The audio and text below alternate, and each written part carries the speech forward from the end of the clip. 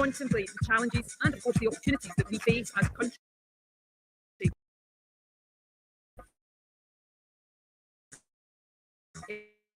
in the years ahead. It is clear that all unions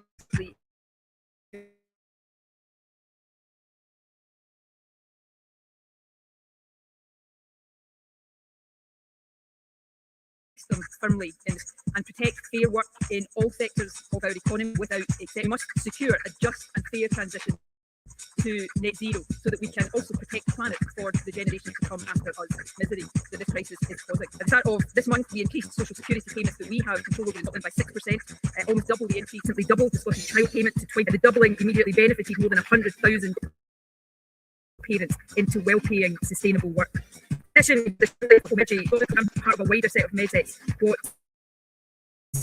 other steps we can take, and we will also continue, and I hope you will have your support in doing so, to press the UK government to take further action, to take any meaningful action given the legal conditions to government demands, promoting fair work in the foundational economy.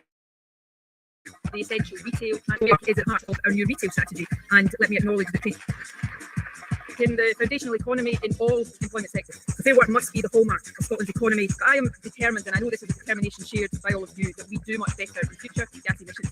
Our transition to becoming a net zero economy must be a fair one. We mustn't leave people, communities or regions behind. And that's a cause that the STUC has argued passionately for. Unions in that promise £1 billion of supply chain that we know we will benefit from the scrutiny, challenge and at times criticism of £1,000 to cover staffing costs. Your theme for this year, proud of us to stress at the cry of people who feel themselves the victim of July My Heart once again for everything you do for workers, much indeed.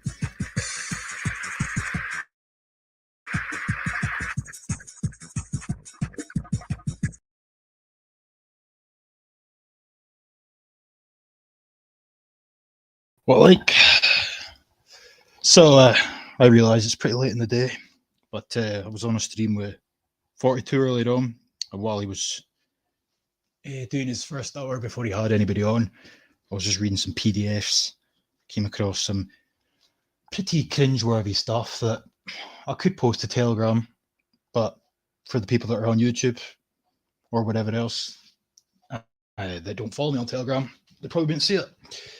And I'm not really in the mood to sit and make individual videos on this shit, to be honest. It's late in the day. So I think I'll roll with it this way, you know. But it's a great way to start off your Sunday morning, you know, knowing that your government. I don't know what it's like for whoever is listening whenever they do, giving facts to people. Don't know what was here in Scotland. It's all systems go as far as bold and progressive policies are concerned. You know, cost of living crisis as they call it. But here in Scotland, oh no rest for the wicked. You know, they've got money to burn quite clearly on the things that really matter, which I'll get to in due course. Streaky bacon. Aye. It's been a while since I've been up at this time of the morning, but I've gone the opposite way. Tend to fucking crash out after work. And that's the end of it. So, kind of making up for lost time, I guess. That said, I'm not going to sit and talk to myself, given the fact it's fucking almost 2:30 in the morning, and I've got one viewer. I feel so popular. I fucking hate streaming at this time of night, because you do feel like a dick, eh? It's only until like a couple of days later when it gets a few views, and you don't feel so idiotic after that. But yeah, at least there's one viewer. Gone are the days when there was none.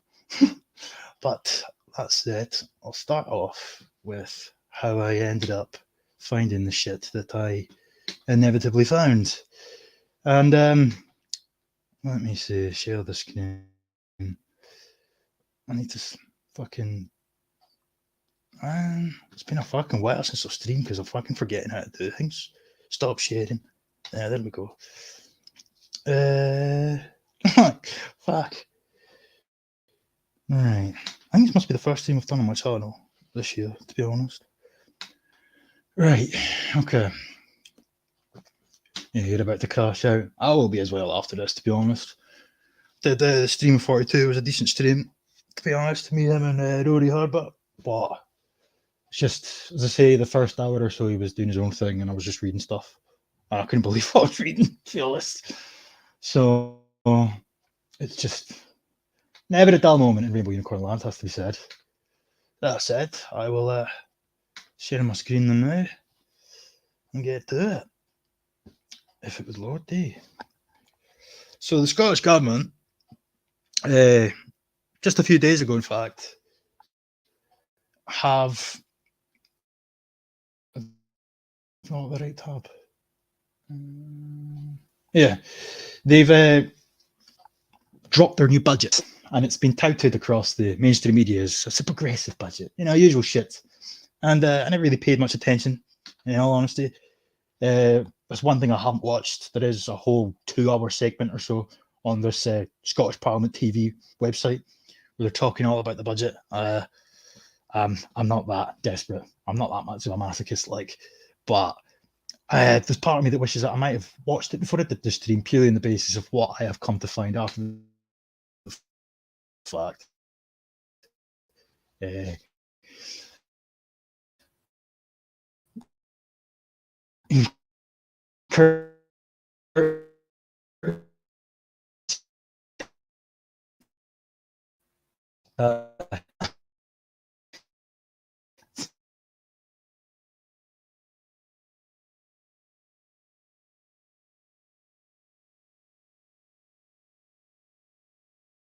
And they clearly have their priorities in order. Just I've got so many tabs open that the part that I want to play before I get into things has refreshed on me, so bear with me. But I've made a few videos in the past over the years. I think I've made 2 or 3, once a year, where the SNP will be called out for something regarding a lack of funding in a specific area. No, I don't know off the top of my head back when I last made a video on it. Let's just say, for example, there's not enough funding in the NHS or a specific sector of the NHS. The SNP's response will always be something along the lines of, well, if you point me to somewhere in our budget where you think we can take money from, we'll do so. But until such a time, basically shut the fuck up, because we have to work within our means, not type of rhetoric, right? And a few times I've made videos sort of responding to that, I've highlighted some of the absolute nonsensical BS that they do fund, courtesy of taxpayers, more specifically English taxpayers, And that really pisses off the English, but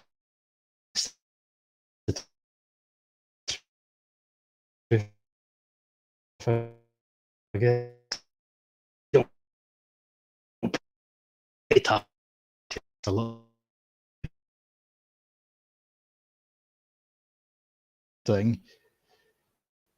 They're at it again, effectively. And wow, this is just a doozy.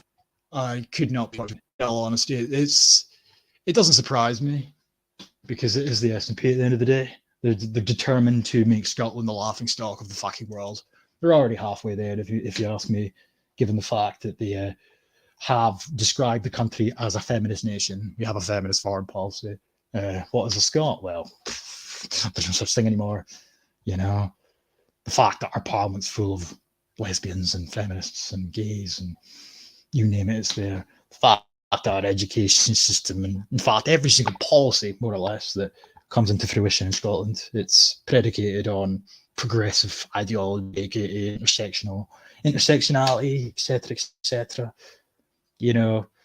Equality, was there an obsession with that, or should I say equity, diversity, the usual bullshit that everybody's accustomed to, but in Scotland they go the extra mile. And I don't know why. I don't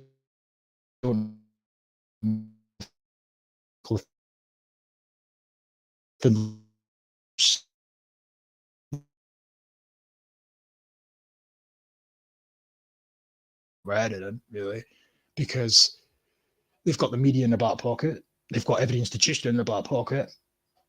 Westminster have the ability, if they wish to shut down Holyrood. They don't, just let them get on with it. And more and more and more policies are becoming more and more odious or grotesque or extreme in nature. And then you also hear the rumours. The rumour mill is that Sturgeon runs that party with an iron fist. Everybody has to do what Mama Sturgeon says, or Chief Mammy. It really is. She's just a little bit of a shit haircut who has a bit of a vicious streak. But here we go. It's round about here. I'll turn the subtitles off as well. But I'm just going to double check that I have definitely unmuted. My sound's bad. Fuck. Oh. Shit.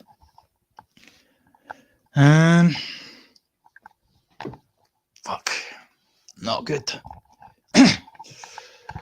Maybe if I hold it a bit closer, see if that works. Right. Hopefully. I didn't even see the chat there because I had the other fucking screen open. But hopefully that's a bit better.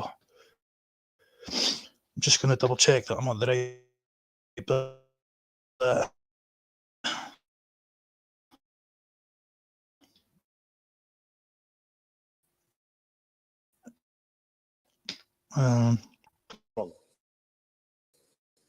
First Minister,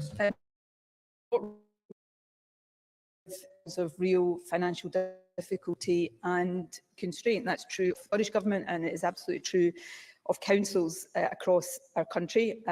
This time every year, I think I made this comment a couple of weeks ago, we hear these kind of questions as councils look at options put before them. Often these options are not, but it is important that all councils look carefully at how they balance their budgets, but do that in a way that also fulfils their priorities.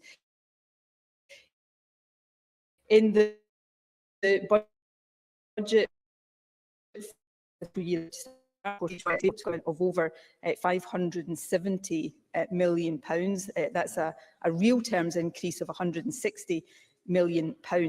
So times are difficult for local government, but within the constrained financial resources that we have, of course, resources increased by decisions we are also taking and proposing to Parliament to ask those who earn the most to pay a bit, treat local government as fairly as we can. The presiding officer, and it's an invitation to Anna Sarwar and to anyone across the chamber. If there is a proposition to give more money as we go through this budget process to local government, by all means come and make that suggestion, but tell us where in the budget we should take that money from. That's the only grown-up and mature way to come to budget deliberation.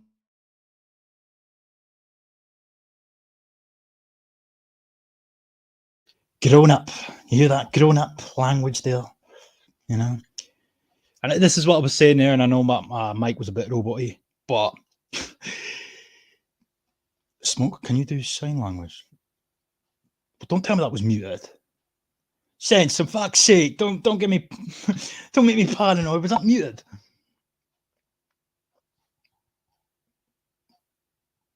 I don't know what that means. Norman callers. Fuck. Steaky said earlier on my mic sounded a bit shit. Fuck, whatever. Basically, anyway, I don't know. This stream's off to a great start. Fuck's sake. Effectively, if that wasn't audible, it was basically her saying that if you've got an issue with a lack of funding in a specific area, then you point to a part of the budget where you think we can take money from, and we will discuss it in a grown-up manner. That was more or less what she said. And my point was that I came across stuff earlier on today when 42 was streaming where I found some more really questionable things that they are punting money into as of their new budget that dropped. But right, that's fine. So it's a pity that the video couldn't be heard, but I suppose I could just clip that and upload it in and of itself a little bit. But so I was fucking I was just having a look at their budget, seeing what it was, because the media were talking about it all week. This is a progressive budget, usual shit. So I decided to actually have a wee look through it. 158 pages. And after like several pages, there was a hyperlink. clicked on the hyperlink, and I was like, "Are you taking the piss?" That was bad enough. And then there was another hyperlink after the initial hyperlink, and it just gets worse. It just gets fucking worse. So that said, might as well just get to it. Good to know though that my sound's back to normal. I don't know what the fuck's going on now. It's been a while since I've streamed on here. I even forgot how to share the screen initially. But oh yeah, let me see. Share screen again. I think I'll just do it the old-fashioned way this time around. So where am I? There we go. Right. So, what Scotland budget for 2023 to 2024? And I think this was what it was. Aye, there we go. So this was the initial one. Obviously, I'm not going through 158 pages. Fuck that. And quite frankly, it's a bore fest, more or less. But what spurred me on to make the video is what's coming up in these tabs. But on top of that as well, something else I've seen on Twitter, just to really hammer home the point that we're in the midst of a cost of living crisis, but yet the S&P never seem to have an issue funding nonsensical things, whether it's, especially since last year, after COP27, the Climate Justice Fund, you know, redistributing Scottish wealth to help BAMEs because of climate change. But there's this, for example, this was from a few years ago, up until 2021, equality funding, national intermediary bodies. And these bodies play an important role in the policy-making process by supporting and engaging communities and forming an understanding of the issues experienced by equality groups, right? Just to give you a bit of an idea of what we're dealing with here. So we've got a myriad of different BAME organisations, such as BEMIS, and over the years they've been getting a pretty decent, hefty sum of money. For what? I hear you ask. Fuck knows, really. But who continuously, whenever they're pushed on the subject matter of a lack of funding in a specific important area in the country, are always quick to jump to the excuse or the defence of, well, if you can point to somewhere in the budget where we can take money from, we will do so. Well, here's a list. Here's a nice wee list. One of many, as it goes. But it says there, BEMIS, or just above that, we've got the Muslim Women's Helpline, right? We've got the amounts of money as well for some of these groups is just ridiculous. Why? Because they've got protected characteristics and they're deemed as oppressed by that mantra. It might even be earning a pretty cushy amount of money as well. And they've even done as the common courtesy of telling us the protected characteristic. So, you know, age. I don't know why men's shed is classed as age, because anybody can go to one to them in 2020. We've got Close the Gap, which is a gender bender bullshit thing, feminism.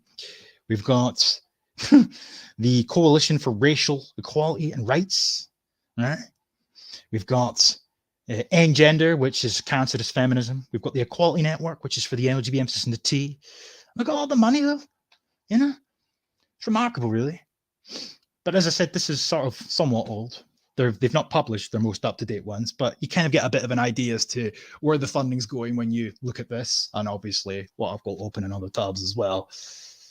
We've got Equate Scotland, which is positive action for feminism, of course. Intersex equality. Oh yeah, we have an equality network specifically set up for intersex equality. Cost of living crisis, some people can't afford to heat their homes, but it's fine as long as the intersex are and the paraplegics have got somewhere to go funding wise. We've got Glasgow's Women's Library. There's not a man's library, of course, but there's a women's library. We've got Leap Sports. I mean, look at the money. Oh, this fucking shit. LGBT Healthy Living, LGBT Youth Scotland, Minority Ethnic Carers of People Project, right? Scottish Refugee Council, Scottish Trans Alliance. It's just the Stonewall, 125 grand they've managed to accumulate over the course of 3 or 4 years. So you get the point. right? So we come to the budget, and wow, for some alarm bells to begin to ring. And as I say, I'm not going through all of this. There's no way in hell. 158 pages. I'd rather not. But I didn't even have to go too far down, really, to start to see things that I thought were, well, very questionable at best. As you can see here from the chapters, the points of interest in this particular document are the social justice section, education, and transport.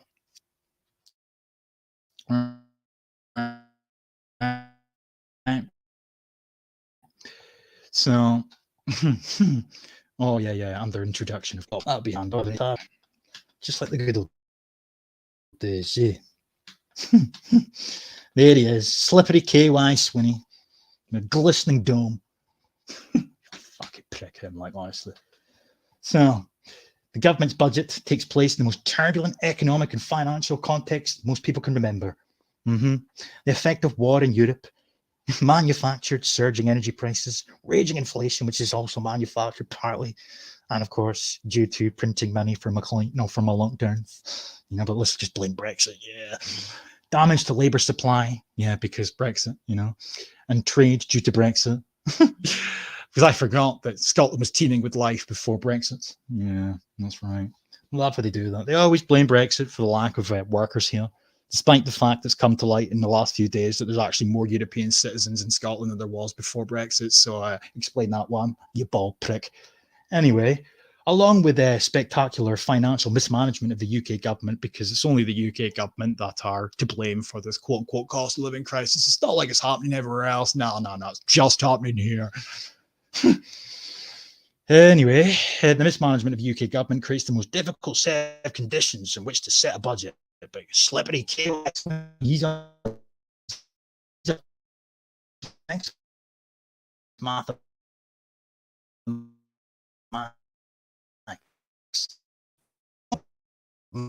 Start to scale back. And do you think they scale back? No. Do you think that they invested? Not in anything of fucking substance or relevance or importance? No, of course not. Because here in Rainbow Unicorn Land, we like to take things to the next level for progression because it's bold and brave. We want to create a Scotland that can eradicate child poverty, okay?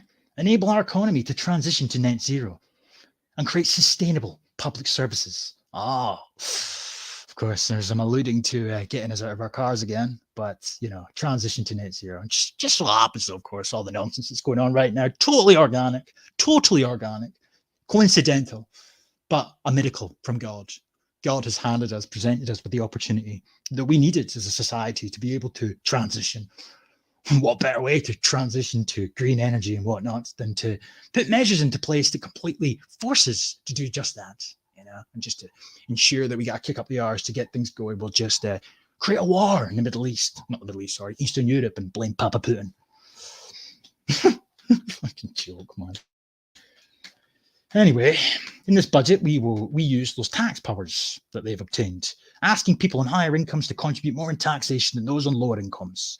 But with the majority of people in Scotland still paying less in taxation than if they live in the rest of the United Kingdom, except unless you're earning a decent wage, then you're getting taxed higher than anywhere else in the UK. But let's not frame it like that because we need to appear bold and progressive.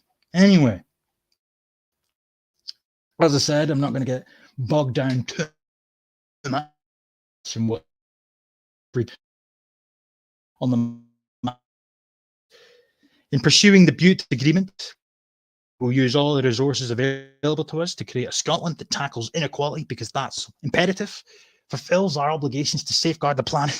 Oh yeah, the planet, and invest in the health, education, and justice services that will serve our people well in these tough times that we created in part by signing up to Sustainable Development Goals, etc., etc. But hey, it's Brexit's fault. In formulating this budget, we have listened to the views of other political parties, of businesses, trade unions, the third sector, and many other stakeholders. Yes, because we do that bidding for the stakeholders. Never the public, though. No. Slippery KY Swinney. Great guy. Truly is a remarkable man. So, making Scotland more resilient. This is a word that they love to throw about. I don't know if that's the case in other parts of the UK or just in general across the West, but they really overuse the word resilient. It's a bit like the word bold. They love using that word. Synonymous with brave, and it doesn't sound as fucking as read-worthy if they were to brandish their own policies as brave, so they use bold instead, but it still makes them look like a dick.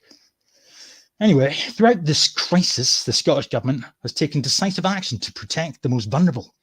At one level, this is a global crisis, with the combined impacts of the non-existent non-existent questionable coup, if you will. Sorry, Susan.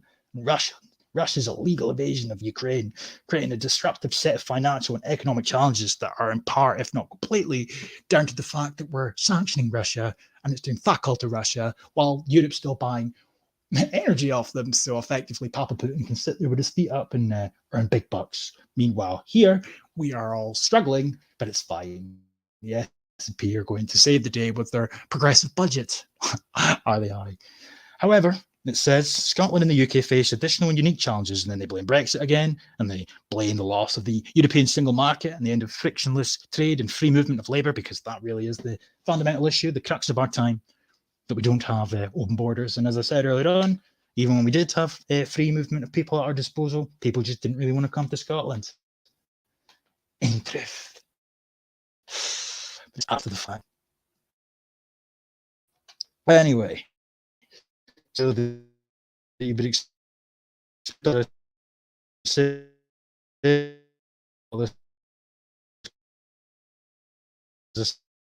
say that stuck out to me, which led me on to a few other documents that are a bit easier to read, if anything. But that wasn't the hyperlink there, but it should be down here somewhere. Talks about inflation. There's even mentions to the recession, or a recession even. And obviously John Swinney, yes, Slippery KY Swinney, he knows his stuff. He's a mathematician at heart. You know, I'm expected to believe that he's responsible for this document. No, of course, that's the way it works. Yeah, but I love the overuse of the word sustainable. Here's it here.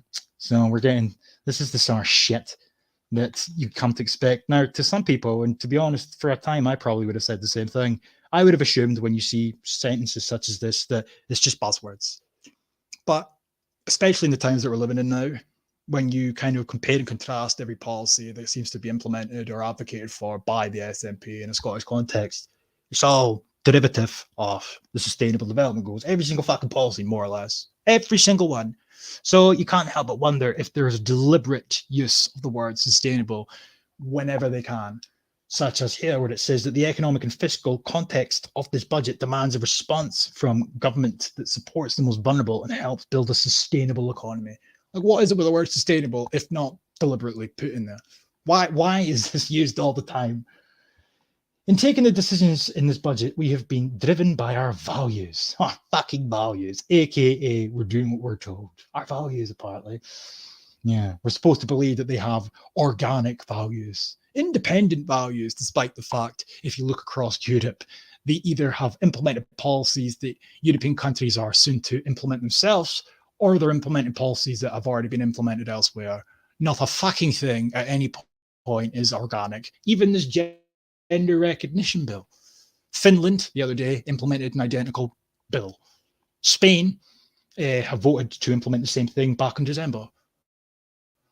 Other countries in the EU, I'm not aware which ones, but there's talks of it occurring in other parts of the EU as well. So it's coming from somewhere. Sure as hell doesn't derive from John Swinney's views. Anyway.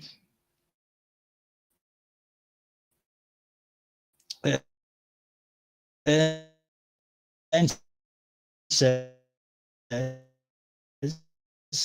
that the Scottish Government is committing substantial amounts to protect the people of Scotland from the impact of decisions and policies made by the UK government, as well as our own, by signing up to the Sustainable Development Regime and pretending that there's a climate crisis that we need to mitigate. And of course, they tell us here that they wish to take a different path, a more progressive path for Scotland, because progression is key. Progressing to where? Who knows? Who knows? But they then say that the budget takes further steps to address the deep inequalities within society as we seek to eradicate child poverty, delivering on the need to create a well-being economy. Oh, that's right. Fuck your GDP. That's a thing of the past. We need to move towards judging a country's health and viability on whether or not its citizens, their global citizens, are happy and healthy. You know, if you're content in your 20-minute neighborhood, as opposed to whether or not the population at large is wealthy. And of course, the sort of malevolent undertone to this is further we head down this path towards this green revolution and whatnot, the less well off as a nation we will be. So that's the reason we kind of need to move away from GDP, you know. Anyway, it says creating wealth and opportunity across the country, and it provides the impetus to reforms necessary to ensure that our first-class public services remain sustainable in the face of the challenges to come. It's sustainable again. Interesting to know how many times they actually this document. But as I say, I'm not all of this. It says here investing trying to achieve net zero targets and ensuring public services across Scotland are sustainable, person-centred and high quality. So, of course, when they mention person-centred, sustainable transport or public services across Scotland, they are referring to decline, a reduction in cars, private transportation, unless you're one of these people that can afford an electric car. For the most part, there will be people on buses. So, yeah.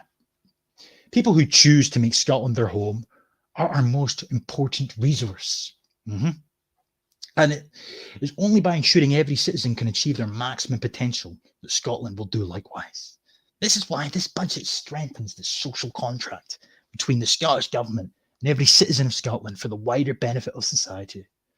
That is funny that they would even have the temerity to bring up something such as a social contract, sort of alluding to the idea that they are still indeed, to this day, public servants. Well, if that was the case, then I would like explanations as to why they continuously implement policies that they know damn well the public don't fucking want. Hate crime bill, for one. The adaptations to the hate crime bill to include misogyny. People didn't want that either. Oh, no, but they did it anyway.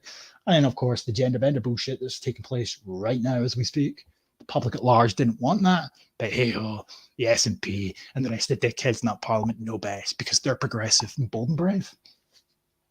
So, anyway, we get down a bit more. The social contract means that people in Scotland continue to enjoy many benefits. Right, okay, yada, yada.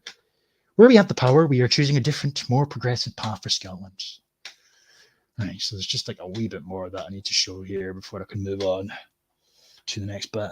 So they've got eradicating child poverty, right? Don't really need to go through that. Self-explanatory, presumably the most. But just the obviously transforming the economy to deliver a just transition to net zero and providing sustainable public services. So there's a heavy emphasis on the amount of money that's going to be punted into their policies pertaining to, getting you out of your car. Great. Fantastic. Just what we need. But it's not limited to that, of course. So just seeing if there was something I missed there, because nothing to do with your policies, nothing to do with your restrictions, nothing to do, nothing at all. No. Just blame the pandemic. So absolve yourself of any responsibility, you fucking parasites.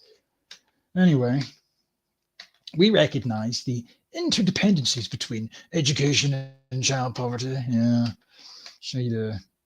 Anyway, let me see. Don't need to go through that. As I say, it's just a bit here.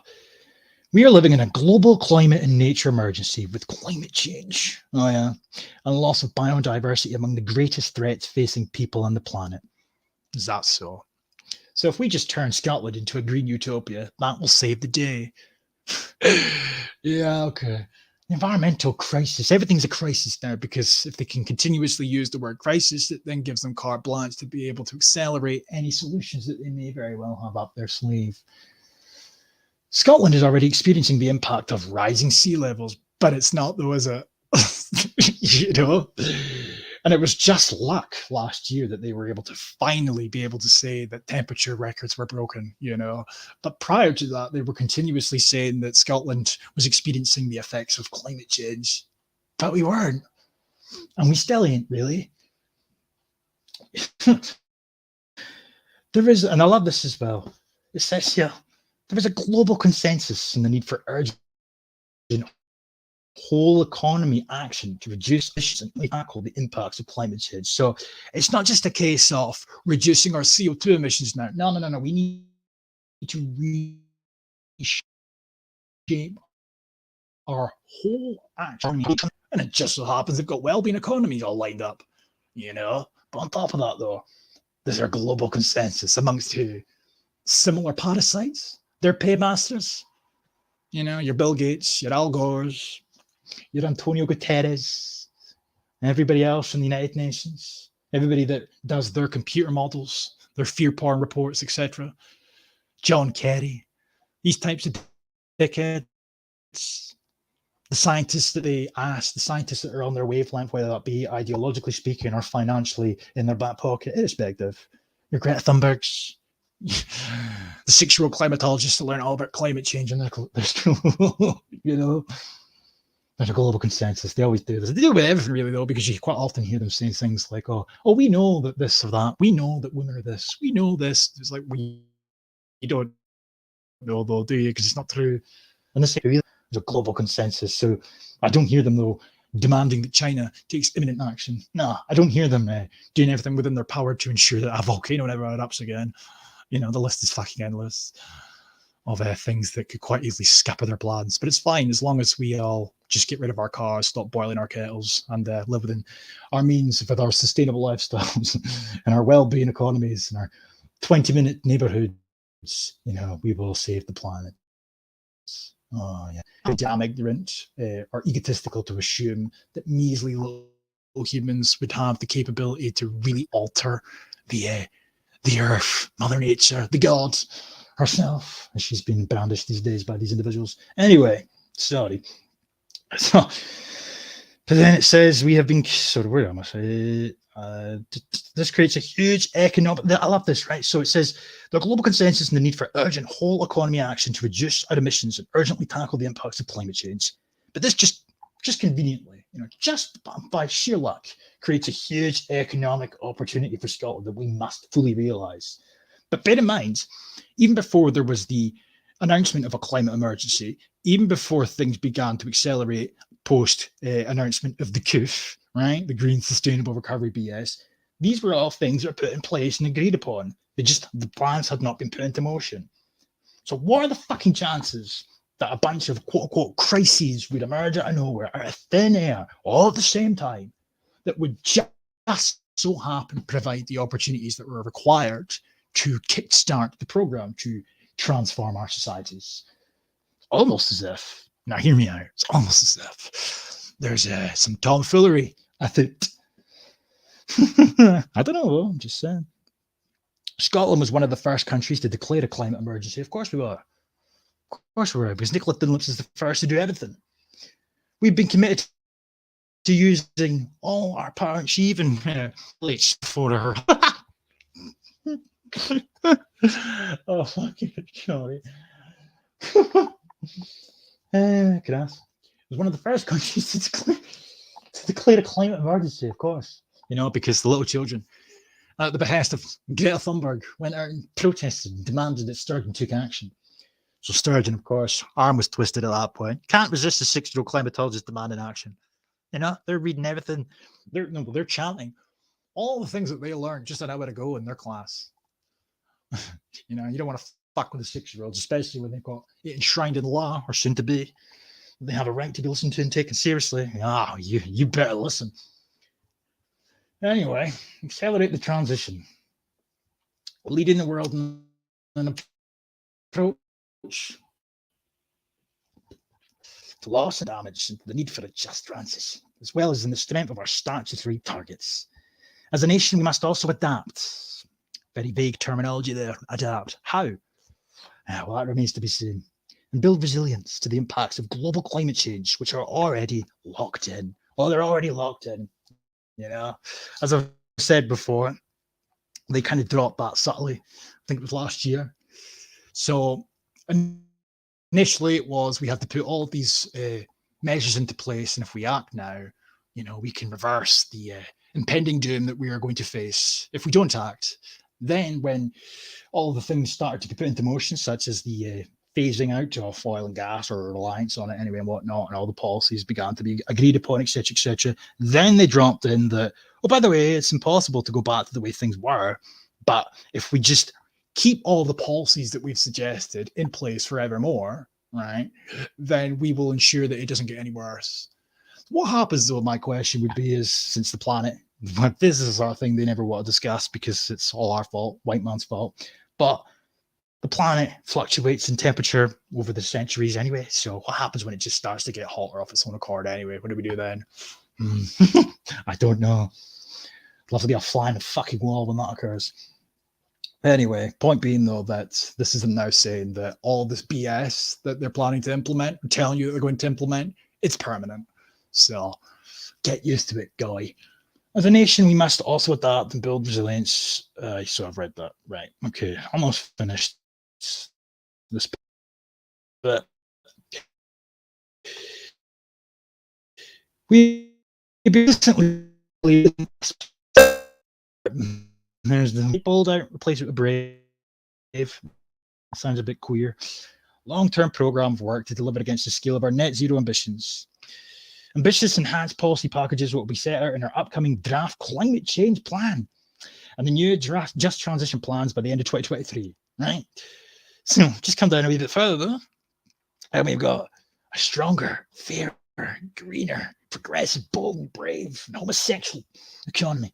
Benefits everyone living in Scotland because there's a global consensus apparently. Who the fuck asked me? I mean, I don't know anybody that would agree to such a thing. A stronger, fairer. Who determines what's stronger? So it sounds to me as if they're determined to weaken our society at large. We've already done half the job. Fairer and greener. Oh yeah, it's got to be fair. Fair for who though? Bear in mind when they suggest that things are unfair or unequal, that's predicated on the notion that there's a intersectionality must be taken into consideration. So it's not going to benefit me, is it? Since I'm a white man. But here we go. So, through the delivery of our national strategy for economic transformation, we can help ensure that Scotland emerges strongly from the current economic quote-unquote crisis, right? We will shape our longer-term future in line with our vision, a vision that they had prior to the pandemic, which kickstarted their transition or their transformation. Anyway, our vision for, where did it go? For that serves people and the planet.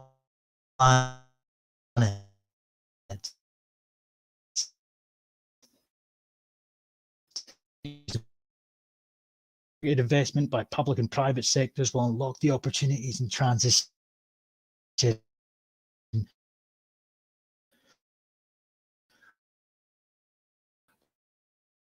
while simultaneously growing our economy. This investment will help us respond to the current cost of living crisis that's totally fabricated. And finish off this bit here by saying, and this investment will help us to respond to the cost of living crisis, improving energy efficiency to help tackle fuel poverty, expanding the use of renewable energy, and improving access to public transport and digital connectivity. Right?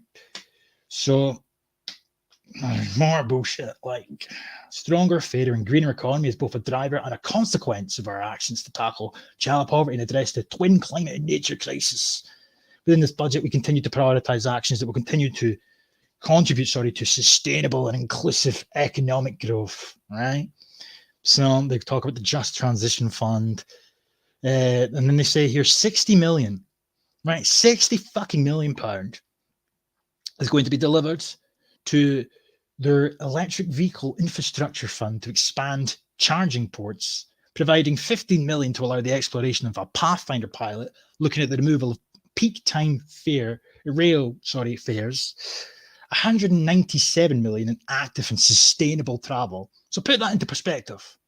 They are spending 197 million pound, right, on active and sustainable travel, which effectively, when you read between the lines or just read into what that's defined as in their own documents and whatnot, that is putting things into place to try and get people out of their fucking cars by hook or by crook, whether that be incentivizing by filling their head with all the BS of the day that cars are detrimental to the well-being of the planet, whether that be making it financially unfeasible, whether that be along the lines of their low emission zones, or whether that be outright banning cars, such as cars beneath a certain number plate. I think it's 15, a 15 plate. They're not allowed in Edinburgh city centre anymore. Right? Or whether it be just right now, just blame Papa Putin and spike the petrol prices and the diesel prices, and next it'll be road tax increases, presumably, something along those lines. But the point is £197 million. So there is people right now as we speak that cannot afford to heat their home. And if they can afford to heat their home barely, then they have to ration what they're buying at shops because everything is extortionate. But yet they've got money to piss away on a bunch of LGBT charities, BAME prioritisation charities, and gender charities for feminism, and intersex people, let's not forget them, as well as bullshit pertaining to getting people out of their cars. And it gets better, though, because I should have just finished that sentence where it says, so 197 million, right? Including increasing access to cycling and supporting behaviour change. So let's just take cycling out of the equation for a second, because they're already in the process of building cycle lanes everywhere you look, right? Who cares? If you wish to cycle, fine. Who gives a fuck?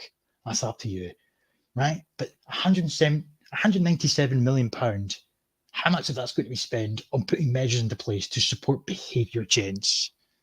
It's just ridiculous. Part of our landmark commitment to investing 320 million in active travel. Well, investing 50 million, in the Just Transition Funds, helping to diversify the regional economy away from carbon-intensive industries. Investing 1.4 billion to maintain and improve and decarbonise Scotland's rail network. 366 million in delivering our heat and building strategy. Okay. A lot of fucking money. This is part of our commitment of the 1.8 billion over this parliament to accelerate operative work, the deployment of heat and energy efficient measures as we aim to decarbonise over 1 million Scottish homes by 2030. So, helping Scotland to become, I love this, helping Scotland to become a global leader in sustainable and regenerative agriculture, with 44 million for the National Test Programme, Agricultural Reform Programme, and Agricultural Transformation Fund, supporting the industry to achieve our statutory emissions targets. Some of these programmes were the first I've heard of them when I was reading through some of this earlier on the day, including the 2 tabs I'm still yet to get onto. They're nowhere near as long as this, in truth, but I'm sure there was another section that I had to read out quickly. Unless there's something here. Don't know though. Industrial Energy Transformation Fund, 34 million. Fuck, it's just unbelievable. Sustainable public services. Public services are the building blocks of the fairer society we are determined to create. So it's fine they just dangle their independence carrot.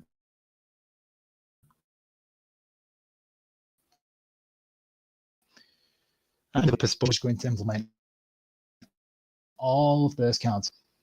And then they've got the temerity to act as if this is something that everybody's on board with.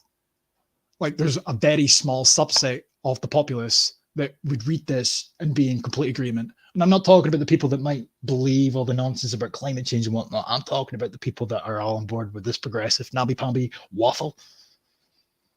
The only people that are allegedly determined to create a fairer society, predicated on inclusion, etc., are the dickheads in that parliament. The public at large don't give a fuck about these things. The government remains committed to a necessary process of public service reform designed in line with well-established the strong emphasis on early intervention, prevention, and local delivery.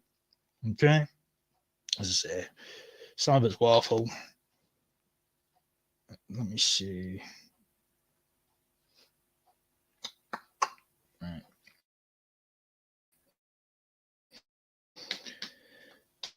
Should be a bit here about travel in particular. Find it. Let me see.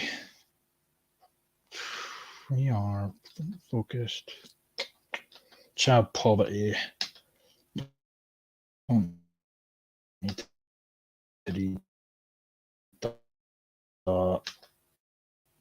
then no child should be in what would be described as resilience again.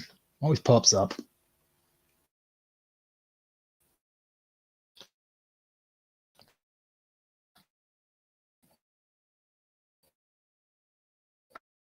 Totally overused. Delivering our, I love that as well. Our common purpose. Interesting turn of phrase there, really. Don't tell me that wasn't deliberate. The government will continue to work with COSLA, which is the Council of... What the fuck does that stand for again? Put it this way, they're effectively in charge of all the councils in Scotland, or like the council union thing, whatever you will. But they to agree a new deal for local governments. This is essential to delivering a more joined-up model of public service delivery, building upon the joint working that developed the COVID recovery strategy. The government recommits to focusing activities and spending towards a well-being economy and accelerating, operative word, the design of inclusive, person-centred public services. You know, just throw in these nabby-pamby words there. Soften the blow. And then they say here that they will work towards agreeing a fiscal framework with local government, which will strengthen engagement throughout the budgetary cycle and establish a clear process to progress greater fiscal empowerment for councils. Okay. And then they say, we will take forward discussions to create a partnership agreement between the Scottish Government and local government founded on a common purpose of working in a more collaborative way across the public sector to achieve better outcomes for people and communities across Scotland, with the approach being to offer greater flexibility for councils alongside more efficient assurance processes. Okay. And outcomes. Here we go. I'm sure we're getting to where I need to be. Outcomes being the opposite word. Opportunities, not outcomes. Yes, because it's progressive. So, let me see. So we talk about inflation again here that I don't really need to go into. Fair and sustainable pay. Always sustainable, of course. Go on about wages. But I can skip that. Capital expenditure, no. Economic outlook, no. Not intrigued. Here we go. Outcomes inequality. The Scottish budget is underpinned by Scotland's National Performance Framework. This sets out a vision for a more successful country where all of Scotland can flourish through increased well-being and sustainable and inclusive economic growth. Now, I'm hoping when I do this, this will come up the way that it used to, but it's been an awfully long time since I have actually searched this up. But I should have done this before I started, but it's not a big deal. I just want to show people that aren't aware of how Scotland seems to operate. As I said, it's a fucking ship. And all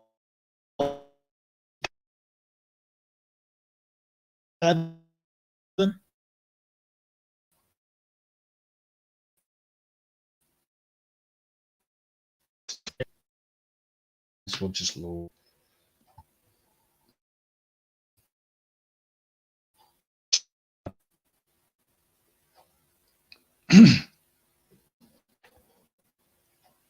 Today would be fantastic. Fandabidozy.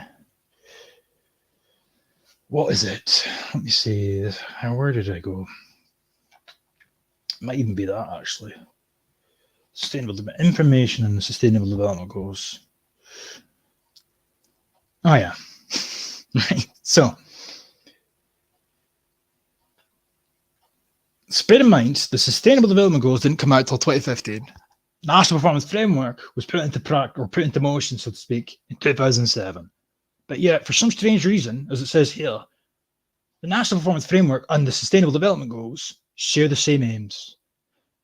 Going so far as to say that the National Performance Framework is Scotland's way to localise the Sustainable Development Goals. So we had something put into place in 2007, which is responsible for all of our policies. And yet, it just so happens that the very thing that was put into place that creates our policies, our outcomes, which policies are then created on the back of to achieve said outcomes, that somehow seems to work in fucking tandem with something that came out years later. Strange how that seems to operate. It's almost as if something untoward at play here. You know, it's great how the SNP talk to no end about democracy and the people of Scotland this, the people of Scotland that. Look at what they're doing. Did you vote for this? Did you vote with this in mind? Did you know about this? Do you know about this? I don't know. But it says here, Thin Lips herself, when she signed up Scotland, the first country in the world to sign up, by the way, courtesy of that gel ball-cat-headed little fucking gnome, she says that the goals offer a vision of the world that I believe people in Scotland share. And do you know how she's so confident? She was so confident in being able to say that. And I find that somewhat questionable, given the fact she never asked. No, did she? She never asked people. She didn't run a campaign to get elected on that basis when Salmon stood down. No. She got in, and this is one of the first things she did. Yeah. Anyway, the national and international dimensions to poverty and inequality are interlinked with Scotland, but Scotland cannot act with credibility overseas if we are blind to inequality here at home. And our ambitions for a fairer Scotland are undermined without global action to tackle poverty, promote prosperity, and tackle climate change. Point is, though, as I say, to bring this up, that says here, the UN has a series of sustainable development goals. They're global goals and targets that are part of an internationally agreed performance framework. All countries are aiming to achieve these goals by 2030. And it just so happens that the National Performance Framework and the goals share the same aims. As I read out. The National Performance Quality Scotland is left behind as we work together to achieve the goals. Wow. So,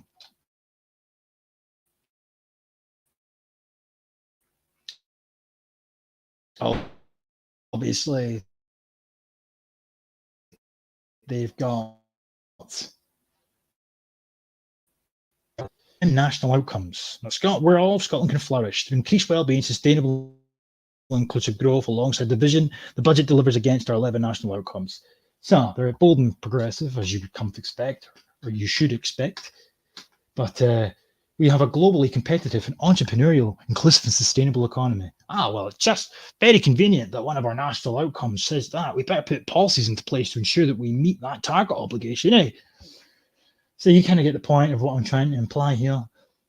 It's like problem, reaction, solution. This is all premeditated bullshit, but they pretend that we are working toward goals that have just been plucked out of thin air. Just so happen to work in tandem, though, with goals, sustainable development goals that came out several years later. What are the chances?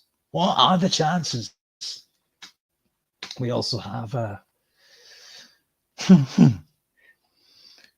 we live in communities that are inclusive, empowered, resilient, and safe. With that, I would sleep a lot better at night if I knew that my community was inclusive and resilient. I don't know how I've managed to get to the age that I'm at, this ripe old age of 27.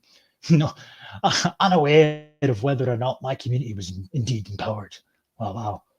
Fingers crossed to implement that soon. We enjoy, value, and protect and enhance our new gods, the environments. All right.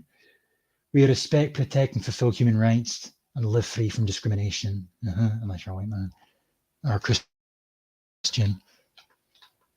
We grow up loved, safe, and respected. We are well educated, skilled, and able to contribute to society. And who gets to determine, what's deemed as well educated or not. Well, they've got another thing, because on top of the Sustainable Development Goals, on top of the National Performance Framework, they've also got learning for sustainability education, which is the third prong of the same fucking viper, a three-headed viper. I can't remember is it Medusa with her hail. Point is though, so they've got the educational arm that brainwashes the youth, so by the time they leave school in that progressive conveyor belt, they're already on board with all the shit that this PDF has to offer. It's pretty damn cancerous in many respects, but preaching to the choir. So the purpose is to create a more successful country with opportunities for all in Scotland to flourish through increased well-being, sustainable and inclusive society. We reach all our people with kindness, dignity and compassion, respects the rule of law, and action and openness. Children and young people grow up loved, safe and respected, communities, inclusive, yada yada. We are creative and our vibrant and diverse cultures are expressed, of course, an excuse to ensure that we don't force or make immigrants feel compelled to integrate. And on top of that, the flip side of that is normalizing the concept of an ever-increasing presence of diversity. We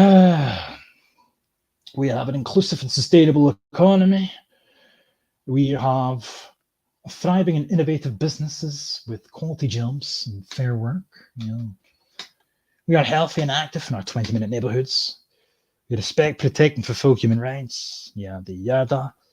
Make a positive contribution internationally. And we share opportunities, aka outcomes. Ministers are required by statute to review the national outcomes within 5 years of the previous publication, which means the next review must commence no later than June of this year. The government is preparing for the next review of the outcomes set to start its public engagement. Absolutely, recognising the distant impact many sections of our populace, we have published an Equality and Fairer Scotland budget statement. And this leads me on to where I was earlier on today, in fact. The Equality and Fairer Scotland budget statement. 31 pages, but this kind of gives you a bit more of an insight as to what the fuck is really going on here. Money to burn, clearly, when it suits them. Priorities clearly in order, given what we're all going through. So you got summary of impacts by groups of people, national priorities, etc. But it's just, it really irritates me how they seem to live by this mantra that protect the characteristics actually exist, intersectionality actually exists, and as a result, we need to generate policies on the back or off the notion that these things exist, despite the fact they don't exist. It's just an excuse to continuously push the narrative that there's specific groups that require extra attention because they're oppressed. So this year's budget has been set in exceptional circumstances following from the lingering impact of Brexit and the coup in Ukraine. All of these have contributed to a cost of living crisis that was not felt equally, right?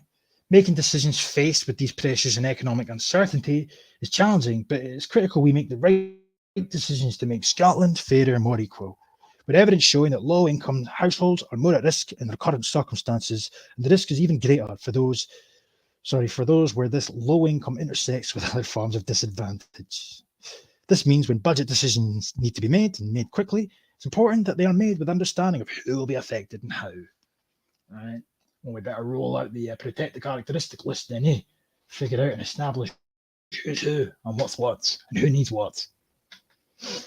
So they say that the budget aims to address 3 key priorities: eradicating the child poverty that was mentioned a few times in the previous document, transforming the economy to deliver the just transition, and achieving a sustainable public services. Delivery of these priorities should play a substantial part in continuing our work to make Scotland more equal and fairer, right? Because that will solve man-made climate change, apparently, and equal and fair society. In order to support our ambition to eradicate child poverty and help those in need to address the cost of living crisis, quote unquote, government has made further significant investment in the social security system. Funding allows us to provide support through the 5 family payments, including Scottish Child Payment, support for disabled people to live independently, and support for those in need. the budget we have will be a significant step in updating all Scottish benefits in 2023 in line with September's whatever the fuck that is. So I'm not going to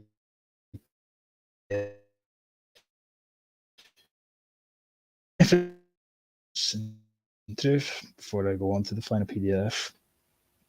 But they say here that the Equality and Fairer Scotland budget statement sets out how the government has assessed the impact that the budget makes to equality and fairness, how these considerations have influenced our budget decisions. The statement demonstrates our commitment to ensuring that all of Scotland's people, can fulfil the potential regardless of who and what their circumstances are. So beautiful. I could cry. And there he is again. Slippery KY Swinney. And they say here that the past year we have expanded the remit of the Equality Budget Advisory Group to include human rights. Of course you have, aka United Nations to-do list. Specific groups that need prioritized. Specific groups that you must continuously pretend are fucking oppressed. Whatever.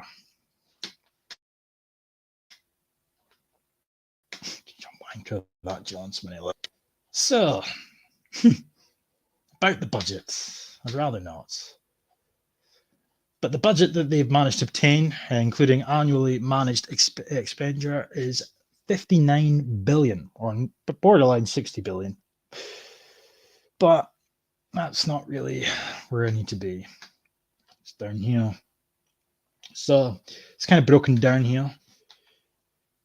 Social housing, or social justice, 18 billion. The COVID recovery, just under 0.5 billion. Education and skills, 4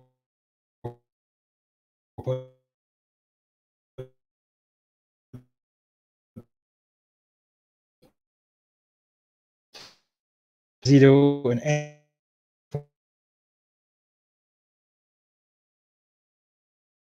time. Time is marching on a bit here, like. Oh, look at this shit. It's just fucking cringe. Let me see. Wait. There we go. The budget assesses what the government is proposing to spend public money on and how this is changing, considering if these decisions are likely to benefit some types of people more than others, and how it might help reduce inequality between different groups of people. What groups of people are we speaking about? The ones that they've determined need to be placed onto a group or a list of protected characteristics. So if you're BAME, you've got a point. If you're a BAME with one arm, you've got 2 points. If you're a BAME that can't walk, that's 3 points. If you're a BAME who's gay, who can't walk, and you've got one arm, fuck me, that's the jackpot. That type of thing. But you might have hit the jackpot, but then along comes the BAME that's got no arms, or whatever the case may be, or even just a woman, a bog standard Caucasian woman. Even you're on the list, you lucky so-and-sos, because you're not a white man, really. So you're equally as oppressed as the Somalians and the Pakistanis, etc., etc.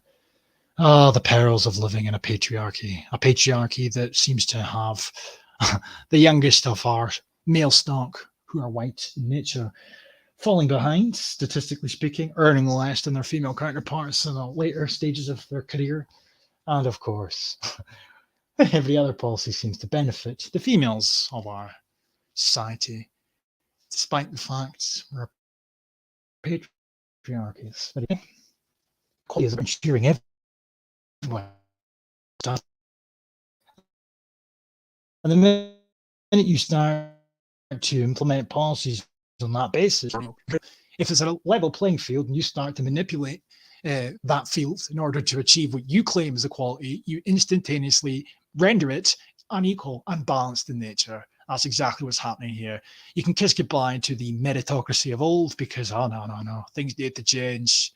There's not enough female CEOs, so we need to put a multitude of different policies into practice in order to benefit women at all stages of their life. Because until such a time as there is more female CEOs, then there's quite clearly a misogynistic issue that's rife within society.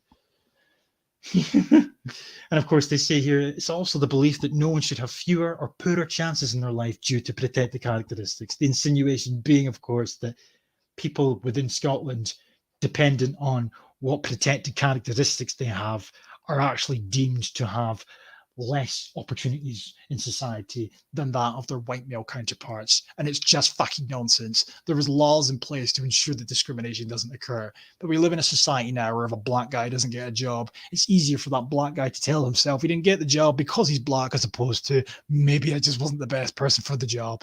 You know, this is what we're dealing with at this point in time. Where it really is that simple. We know, oh, there we go again. We know in Scotland this is not always the case. So we know, written as if it's a fact. Now, in your warped minds, maybe this is not always the case. We want to use the money allocated by the budget to address inequality or lack thereof. Inequality means that for some groups of people, parts of their lives are harder or worse than for others, or for other groups of people due to the barriers they face in trying to improve their circumstances. So let me get this straight. They're trying to insinuate, thus they will spend a large proportion of the budgets that they have obtained on rectifying the issues that don't exist. They're trying to insinuate that protected characteristics that have been drawn up out of fucking nowhere and placed onto a piece of paper, a tick box exercise, and depending on how many boxes you tick, that will determine how difficult your life may very well be. Barriers that don't exist all of a sudden do exist because of a made-up tick box exercise. Remarkable, truly fucking remarkable. This could involve their access to health, education, or income. So if you're a fucking brown woman who's moved to Scotland, well, you're going to have less of an opportunity to get a degree than that of a white if you have just as much of an opportunity as your white male counterpart. But shh, can't talk about that because stating the obvious is bigotry. For example, certain groups of people may find it harder to gain employment, be more likely to attain lower exam scores in school, more likely to obtain lower exam scores in school because of a tick box exercise. So the implication being black people are shit in exams on average. I don't know, maybe they are, maybe they're not, I don't know. But let's just say they are, for argument's sake. BAMEs on average do less well in exams than their white male counterparts or white counterparts in general. That isn't because they're BAME. That isn't because of intellect or whatever the case may be. No, that's because they're BAME. And because of a result of their protected characteristic, that being their BAME, that means society is at fault. Society, in some shape or form, is making it so they are not doing as well in their exams. This is the sort of shit that they present as fact. It's not fact. It's not fucking fact at all. You think there's a teacher just sat there, here's Abdul's exam result. I'm not giving him a decent score because I don't like Abdul. He's brown. Fuck off. If that was the case, explain then the quite clear anomaly of white boys failing on average statistically across the UK, working class white boys falling behind. If there is protected characteristics and societal barriers, etc., that are the implication being holding back people because of their protected characteristics, then how come it's held back? And that ain't society, that's just a forgotten about group. Oh, one does never cease. Never get an explanation for things that could sort of. They may also see themselves represented in positions of power, or may be discriminated against, or may be the opposite word. Maybe not though. But they don't see themselves represented in positions of power. Oh dear. Oh dear. Whatever will we do? Well, we better shoot on in BAMEs because they've got an explanation for things like that as well. This is what you're dealing with. This is the mentality. They don't see themselves in positions of power. And the reason for that is not because they live in Scotland, which is predominantly Scottish for the time being. Stands to reason that our positions of power will be held by Scots. But that's not acceptable. There has to be people who represent the BAMEs and all these other different groups. And because there isn't at present, things need to be put into place to rectify that. But the reason that they will give you to say why this needs to be the case is because they're trying to rectify discrimination and prejudice. because that's the explanation that they will provide to tell you why, for instance, there isn't any black police chiefs in Scotland. It's because racism. No, it's because it's fucking Scotland, eh? But no, I can't talk about that. Anyway, what groups are we talking about? We have laws that say we must consider these differences between people according to certain characteristics. These are age, disability, gender reassignment, pregnancy and maternity, race, black, Scottish. Yeah. So on the one hand, they tell you that race doesn't exist. Therefore, we should really be dropping the colour label, should we not? Go back to our ethnicities. And if that's the case, any black person living in Scotland sure as fuck ain't Scottish, ethnically speaking. Nah. They're either Nigerian or Scottish. The term Scottish is a mere label at this point. A redundant design, all part of the eradication of our national identity in order to make it easier to be consumed by the global project of the future. You know? We've got religion, e.g. Muslims and Christians, but yeah, good one with that, with the Christians, yeah. Sex, male and women, nah, incorrect. No, not men. Sexual orientation, right? And then we've got socio-economic disadvantage. We have a duty to eliminate discrimination, advance equality of opportunity, and foster good relations between persons who share a relevant protected characteristic. The duties also mean we must consider how inequalities are compounded for people with more than one of these characteristics. Oh yeah, the more tick boxes, the harder your life is, just by default. That's the joys of living in a oppressive hellscape. But then, this was the hyperlink here. I just couldn't fucking believe it. What I clicked on next, I'm just seeing what's below. National Performance Framework again. We'll see what's what after this. But, wow. Just having a wee look, sorry. Reforming our education system. Protecting our environment and making our economy more sustainable. Oh, yes, of course. Rights are the basic rights and freedoms that belong to everybody. There are many rights and freedoms that come under this umbrella. For example, the right to adequate living standards and the best standard of healthcare. In the portfolio sections below, we've set out which human rights are most applicable to the portfolio. Human rights should influence the process of setting the budget, alongside the content of the budgets. Oh, bold and brave. So, budget purpose. Yeah, I need to read that shit. Impact inequality and fairer Scotland. Reducing inequality and ensuring all groups are able to participate in, enjoy, and access careers in our diverse culture, heritage, our diverse heritage, apparently. Could fool me. But hey, you just eradicate or rewrite our history, like you do with everything else, including your independence campaign. Hey, oh, wow. Fuck off. Just a joke. The budget enables funded organisations to deliver an active programme of cultural activity and events that take into account the preferences and circumstances of groups who experience structural disadvantage. Says who? Well, says the people that claim structural disadvantage exists. Oh, of course not. Daft. Well, that's still right. So, the International Development Fund increased from 10 million to 11.5 million in line with the 2021 programme for government commitment to increase the fund to 15 million over the course of this parliament. On the new Women and Girls Empowerment Fund, within the new Equalities programme, we will refocus 500 grand on the budget to promoting equality of women and girls, supporting their rights through establishing a global citizenship fund. As part of the future programme, we will provide more funding directly in country to smaller local society organisations.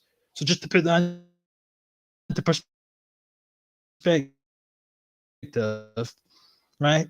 500,000 is going towards promoting equality of women and girls on a brand spanking new programme that they've so sweetly and candidly named, if I could fucking see it, the new Equalities programme. And this is going to be established courtesy of a global citizenship fund. I've circled back to something that I've said a few times intimately throughout the stream. The fact of the matter is, the Tails on the one hand, there's a cost of living crisis, but yet they've got money, 500,000 in this instance, to piss away on feminist causes because no feminism. That's just remarkable, really. But yet, you were to point this out to them. No. You don't. You're not going to hear anything like that being said in Parliament. No, you're not. Instead, you're just going to ask. You're going to see Nicola Sturgeon or whomever it is from the SNP say the same shit that they always say. The thing that I tried to showcase at the start of the stream, but I think the audio went a bit weird, where they will continuously say to whomever points out that there's a lack of funding in a specific area of importance in Scotland, they will always come away with the cocky response that if you can point to sections within the budget where you feel that money could be taken away from in order to put it into the sector that you're complaining about, then we will have a grown-up discussion. That was her fucking words earlier on. Well, here's one example. 500,000 on feminist shit.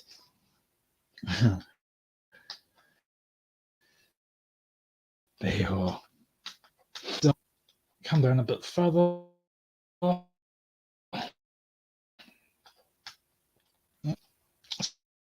we got the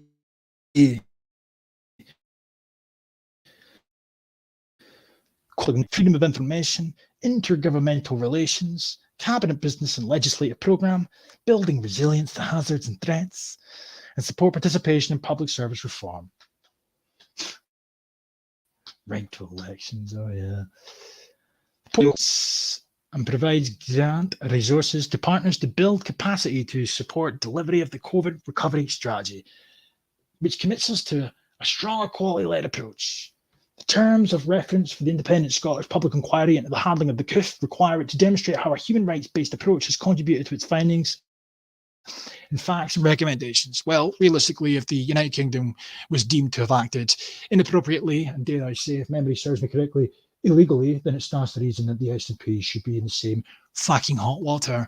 But, of course, I doubt that will be the case. I will be somewhat surprised in nature if it transpires, despite the fact it should transpire. But if it transpires that they are found guilty, I'll eat my shoe for the climate. Further key area of spend is on improving equality participation, working with partners in the electoral community to increase voter registration and active participation in elections by underrepresented groups, including young people and non-UK citizens.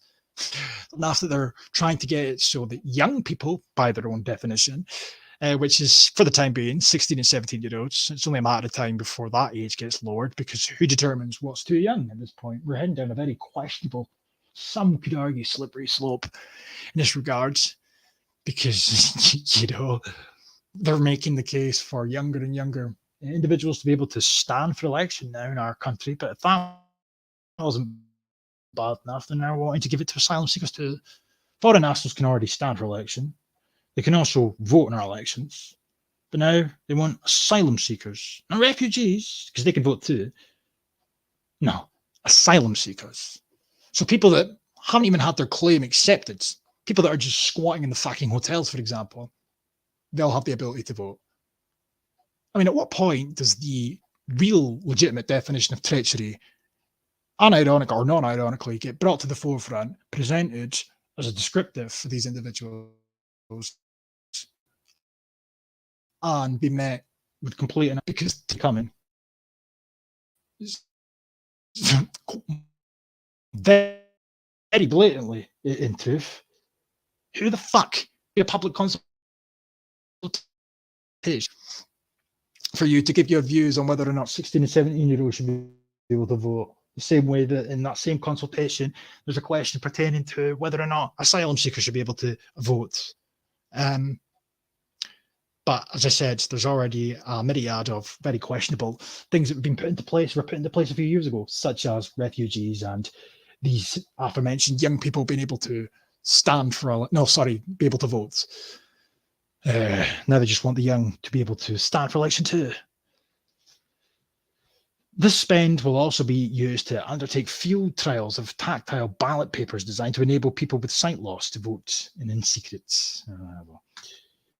Okay. And then they say that the Central Analysis Division will contribute evidence and data informing policy and delivery access across the work of the portfolio, including for well-being and resilience, cost of living, and Ukrainian displaced persons, with a strong equality focus. Oh yeah, pandering, effectively. It's all about the pandering. Education. Change children and young people's lives for the better. Educational settings are able to fulfill or reach their full potential. What is not what would be considered a better life. Key human rights. A right to education. That's convenient. Advancing equality, reducing inequality is at the heart of the investment in education skills. Spending within the education and skills portfolio is targeted to tackle the differences in development and attainment levels. Continued funding for the expanded statutory entitlement to funding early learning and childcare will maximise the opportunity to ensure that all children in Scotland get the best possible start in life. Right? And obviously the early learning and childcare that they love to brag about, as I've shown before and as I've stated before on multiple occasions, that is a massive fucking red flag when you start to look into it, because they're on record saying it in Parliament in amongst the myriad of BS that they all talk to each other about and laughably classifies debates. They've stated themselves that they put teams together courtesy of Education Scotland, which is a Scottish Government quango effectively, and the intention is to create gender-friendly environments. So state-funded, free, putting childminders out of business, may I add, early learning and childcare settings are now all becoming very feminized. But they don't tell you that when they're bragging about it. Nah, you just hear about the fact. Don't you worry, you can go to work because little Johnny will be looked after. We'll look after little Johnny for you. But little do you know that little Johnny's walking into a feminist hellhole.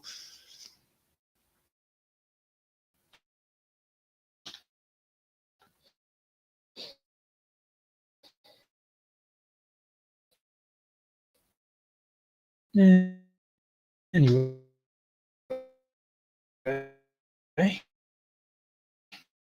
now you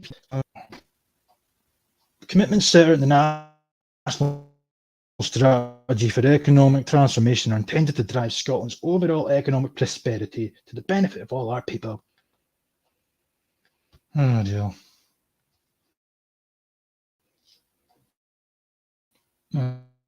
There's a mention there, though. I should scroll back up ever so slightly. However, just as every person is an individual with individual characteristics and circumstances, their experiences of economic activity and the impacts that Scotland's economy has on their lives are different. Target the actions proposed in the strategy towards people with protected characteristics and people experiencing poverty. Targeting and taking a person-centred approach to considering politics and their implementation can help address entrenched inequality and cumulative impacts on people, particularly those who experience disadvantage. I said an awful lot there within those few sentences, but in the grand scheme of things, I didn't say very fucking much. Proving public health. Oh dear. That'll be intriguing. So, what have we got here?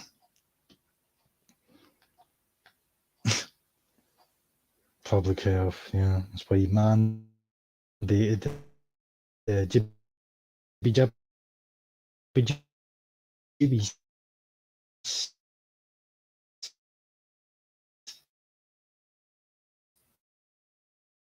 the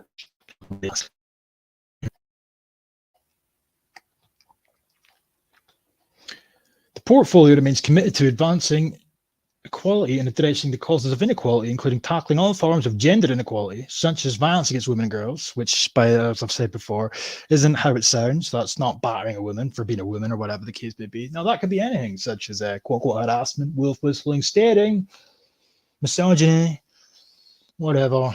It helps to create an inclusive and respectful society in which all people and community live in safety and security. Through our funding of justice partners, we are investing in a range of system-wide measures to prevent crime, reduce reoffending, and ensure an effective system, as well as supporting victims and witnesses of crime. 2.7 billion of the portfolio's budget is allocated to justice partners, who are required under the Equality Duty, Public Sector, and the Fairer Scotland Duty to have due regard to the need to eliminate discrimination by advancing equality of opportunity, aka outcome, and foster good relations between groups of people with shared protected characteristics when taking strategic decisions. And what better way to improve relations between people with different protected characteristics than to continuously tell said people, as well as the people that don't have any protected characteristics, that there is issues within society, some are held back and some are not. You're indirectly creating division in order to quell said division. Oh, wow. Remarkable, really. Anyway.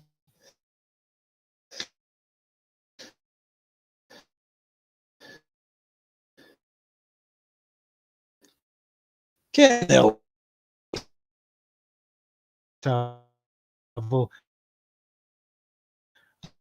and leading a strategic infrastructure planning. Apparently existent man-made climate change will not be felt equally and has direct links to poverty and inequality. And of course, if you've got one of those ticks from that tick box exercise, if you're a black woman, then you're naturally going to experience climate change a lot worse than one of those evil white men, despite the fact you could live next fucking door to one another.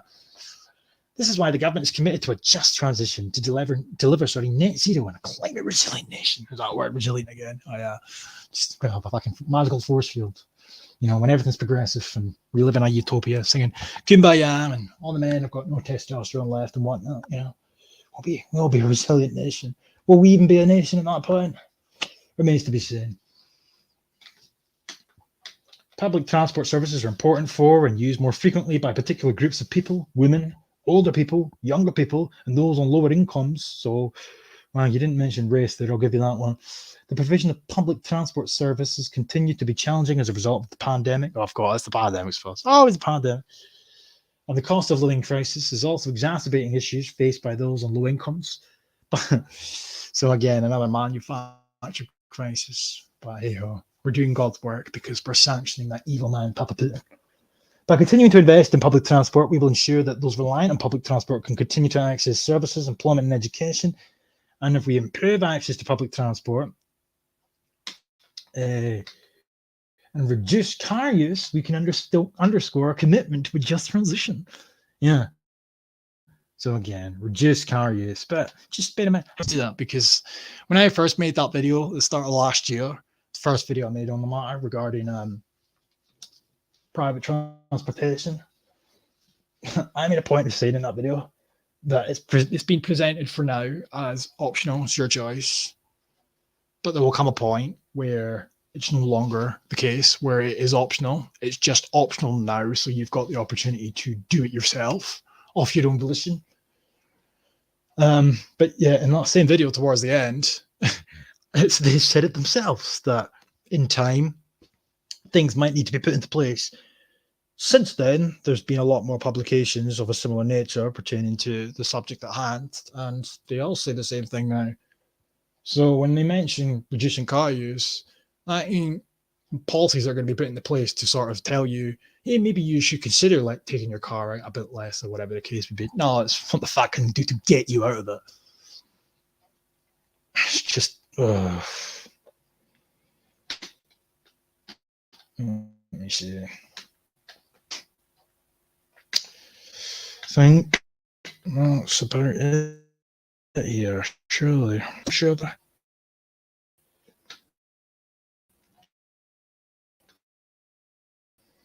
Budget purpose. As well as the Scottish Government's overarching ambition to tackle the non-existent man-made climate change, as well as biodiversity loss. So they say here that these coastal and rural communities face a range of challenges, including access to services, higher living costs, and population change. It's a good thing that we've got the migration pilot scheme in the pipeline. You just need permission from Westminster, of course. The portfolio addresses issues around rural disadvantage to supporting traditional rural industries through direct funding to community groups to support rural development across Scotland. Most spent in this area or these areas is not directly focused on reducing inequality for groups, but protecting characteristics of those of the most socio-economically deprived groups. However, there are specific themes for supporting women in agriculture. Of course there are. There's specific themes for supporting the women. Of course there is. Why am I not surprised? It doesn't matter which fucking subject, the Scottish Government will have money put in place to help women because they are feminist, annoying dicks. The government is committed to creating equality of outcome with agriculture and to ensure the sector is more diverse. So see, but this contradicts what it says there. So it says that they've got specific schemes specifically to support women, but yet they then go on to say that they're committed to creating equality of opportunity. Well, if you've got schemes in place to prioritize women over men, you have rendered your claim of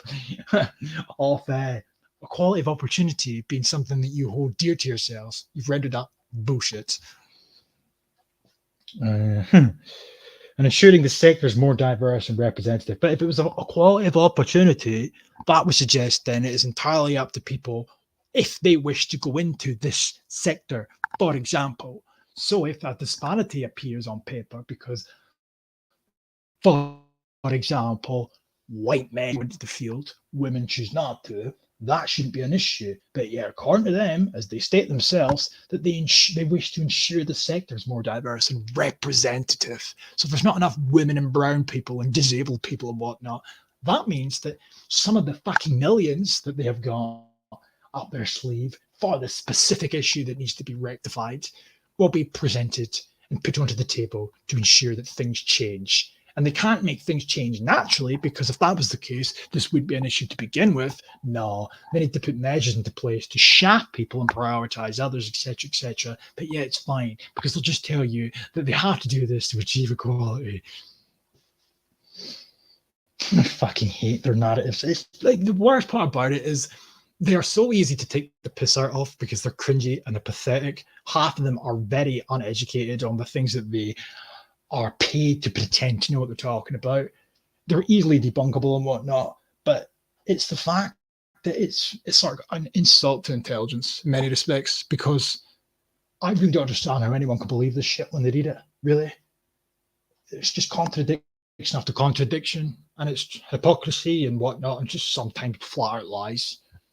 But yet here we are, years later, years and years and years of S&P being in power, and still to this very day, courtesy of this latest budget, millions and millions and millions of taxpayers' money and whatnot is being spent specifically to tackle bullshit under the guise of human rights, feminism, race equality, etc., etc. It's a fucking joke. It's actually a disgrace, more so than it would have been prior to this so-called cost of living crisis.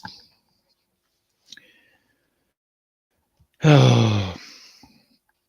And then it says that research is being planned to help us understand the impact of changes to agricultural support payments and the role of local food economies in creating an affordable and sustainable national food system. A sustainable national food system. Now, that could go one of two ways. Will it be food that's deemed sustainable, or will it be a food system that is created in order to feed the nation instead of buying potatoes from Israel, etc.? Local food produced for local people. I don't know. Anyway, I see the magical word there, gender. There's little evidence on the direct and indirect impacts of the budget on groups with protected characteristics, and aside from age and gender, there is little available data. No. Whatever will we do? Just creating a fairer Scotland, delivering affordable housing and promoting equality and human rights. We are committing over 5.2 billion in benefits, providing support to over 1 million people in Scotland, continuing progress for the best start, bright future. Oh yeah, this is what I was reading earlier on. So they've got 50 million, so 5.2 billion in benefits, right? Including, I was right the first time, 50 million, right, has been pledged. And part of that 50 million will be going to a project called the Best Start Bright Future, right? And then you come down a bit further, over the lifetime of the plan, and our 5 million investment in 2023 to 24 will contribute towards meeting the interim statutory targets, focusing on priority family groups, including minority ethnic families, single parent families, and families where a member has a disability. So just by default, if you're BAME, you could benefit from this. Why? Because you're on the list of protected characteristics purely for being BAME. Which, in and of itself, immediately means that they're being, therefore rendering the very thing you claim you're doing, which is achieving equality, redundant. They've made it unequal. But they do all that, of course. They have to. But it gets worse, if I remember rightly, as it then says down here a bit, structure and policy work across human rights and also in areas of protected characteristics, for example, age, disability, gender, sexual orientation, and race. And there is one more bit here, if I remember rightly. Summary of impacts by groups of people. You can fuck off, I'm not reading all that waffle. But it's just down here. So we have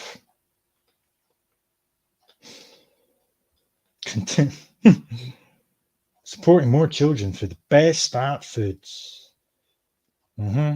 Continuing funding for the expanded statutory entitlement to funding early learning and childcare. So delivering towards the commitment to provide free bikes. Yeah, you're doing a good job of that one, aren't you? But enabling Police Scotland and other justice partners to continue their work to support the most vulnerable. Yeah. But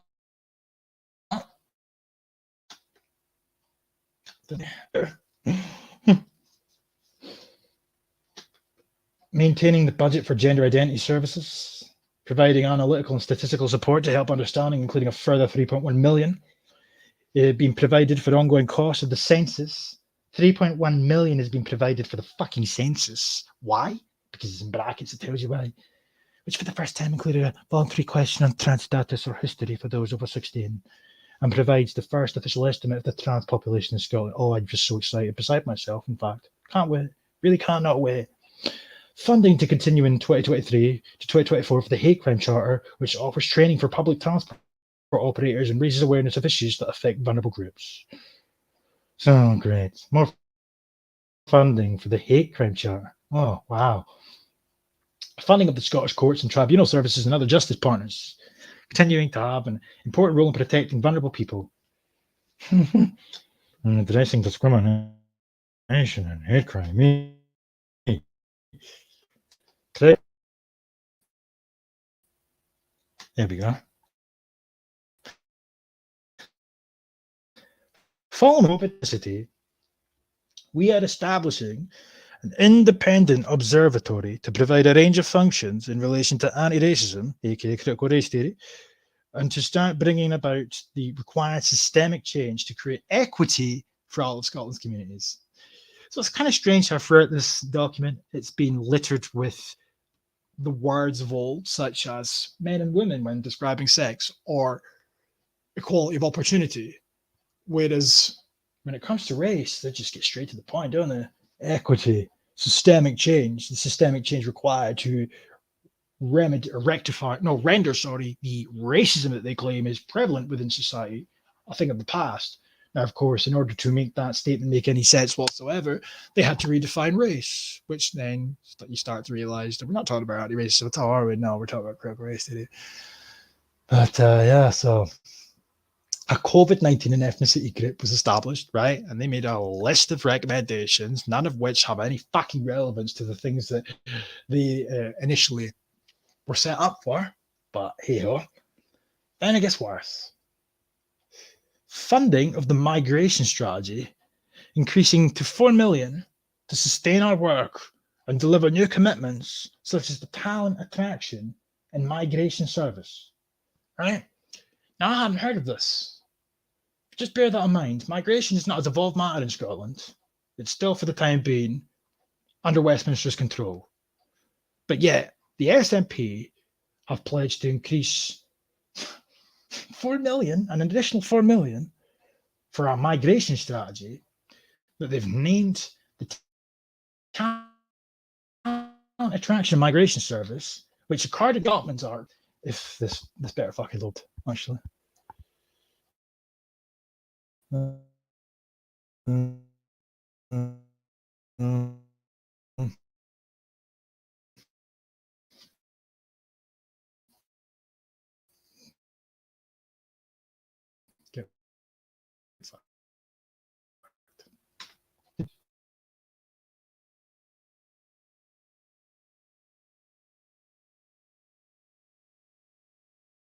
with the other dedicated to helping workers settle in Scotland, right?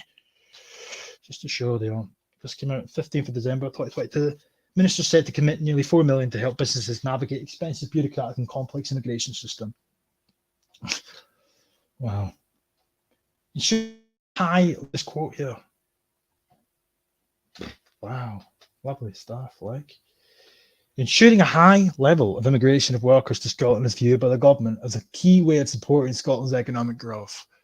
Moving away from GDP, more focused on a well-being economy, but yet when it suits them, they will use economic growth as justification to continue the importation of people. And at what point do we get a say in the matter? And at what point was it agreed upon? Or when was there a political consensus that the only way to rectify the decline or projected declines to our population?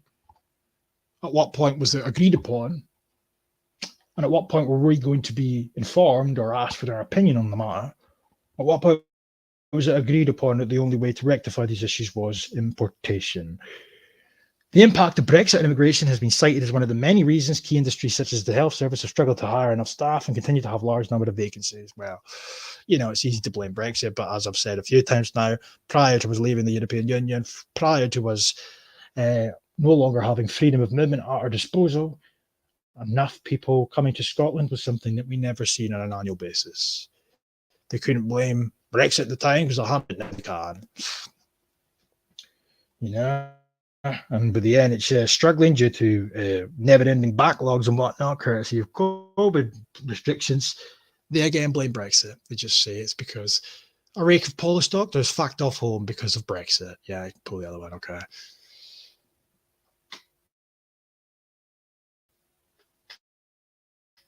Anyway, this will cost 4 million. No, sorry, it's also viewed as part of the solution to the reduction in the size of Scotland's population. Yeah, of course. So it's replacement migration, but yeah. Throughout Scotland states 2 services will be set up: immigration support for employers in Scotland and reception support for people moving to Scotland. So anyway, the point is though that they've got this scheme set up. Another thing that people quite clearly never voted the SNP in for, but hey ho. So there's that, and all this adds up, right? This is all money that could be put towards helping people that are really struggling right about now. No, they'd rather talk about things that could be put into place to address quote unquote racism, racialized health inequalities. Racialized being, of course, race doesn't exist. So for all ethnicities now. Over 15 million of funding to community safety partners, enabling funding organisations to continue to deliver their projects to support the most vulnerable in society and address all forms of discrimination, while supporting the Scottish Violence Reduction Unit under the One Community Programme, helping and supporting people from ethnic communities within Glasgow. Right, and then there's stuff about religion and whatnot.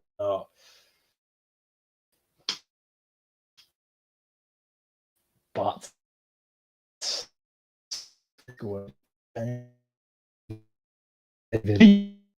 investment in self-harm services such as the LGBT community experiencing a higher rate of self-harm than those of the general population. Now they blame that on bullying, but it's kind of interesting that a long time ago when I used to make videos on the LGBT, it was kind of a well-known fact that trans people self-harmed, tried to kill themselves, or indeed did kill themselves and self-harmed, irrespective of whether or not they had transitioned or not. Now, of course, the people trying to normalize it at the time would have you believe it was because of bullying. Some would say it was the dysphoria that would cause the issue, but then that narrative fell through when you look at the statistics post and pre-op. Then what they decided to do was tie it in with the LGBT. So now you don't really know who they're talking about. The vast majority of the people that make up the statistics for LGBTI plus self-harm, etc., is the trans people. But yeah, shh, don't say it.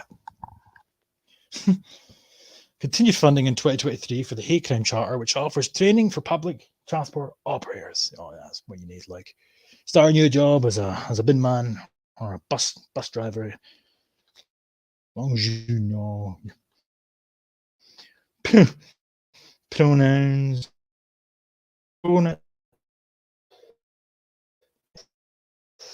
But question. came across this as well. I'm not going to go through the entirety of this, albeit it's not very long, but this is non-ironically a hyperlink courtesy of one of the two tabs I had open. I just can't recall which one. Using intersectionality in policymaking. Summary findings. This is a Scottish government document. Intersectionality. What the fuck? Really? What the fuck's going on? Really? Just a joke. Really are a joke. The SNP are an absolute joke. And it's the fact that as this document showcases in the annexes and whatnot, they just like listen to any old crap pot and present what their findings as factual. Oh, well, she said it must be true. Same way the critical race theorists laugh to quote Robin DiAngelo. Oh, yeah. Because she's a fucking expert on the matter. Oh, yeah. Writes a book about white fragility, pretends to be white despite the fact she's quite clearly of a different ethnic persuasion, eh? But she writes the book about white fragility, which is effectively just another way of demonizing white people that are getting fed up with being treated like lab rats. Oh, that's your white fragility. And the critical race theorists, well, that's all they need to know. So now they use it as if it's a gospel truth. Oh, if only it was that simple. Anyway, equality, poverty, and social security. And then they tell you here that the summary presents key findings in the concept and applications of intersectionality. Oh, thanks. Riveting stuff. This is IQ inducing, invigorating, really, truly. Fucking hell. Wow. I'm a changed man. This summary will contribute to the understanding of what intersectionality means and how it can be applied to policymaking. Oh, wow. Thank fuck that they put a research team together, courtesy of taxpayers' money, to come to the realization, months of hard blood, sweat, and tears, hard work, concentration, sleepless nights, etc. But they got to the bottom of it. They came together as one, showing strength in numbers to find out the true meaning of what intersectionality is, considering the fact it's literally an unproven term. It's just a theory. But yet it's now presented as if it's not. Because in their world, their ideology, everything is predicated on the structures of a racist society, a society that prioritizes the evil white man. Therefore, anybody that's not a white man falls into one of the aforementioned tick boxes.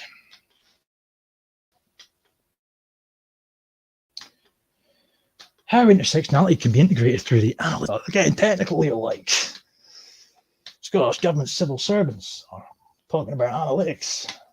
Wow. What is meant by the concept of intersectionality? I love this, right? I tell you here that the term intersectionality is not yet in everyday usage. So it's like straight away, we know what intersectionality is. Let's sit down and let me tell you what intersectionality is, because we know it's real. We know, okay? But you need to sit down and listen to me because I know what I'm talking about. It seems to go right over their fucking heads. However, they then say that it's not an everyday usage. I wonder why. Something that they present as if it goes without saying. It's always been a thing because we know what we're talking about, but yet they have to explain it. And on top of that, they have to acknowledge the fact that nobody else knows what the fuck it is. Because it's made up by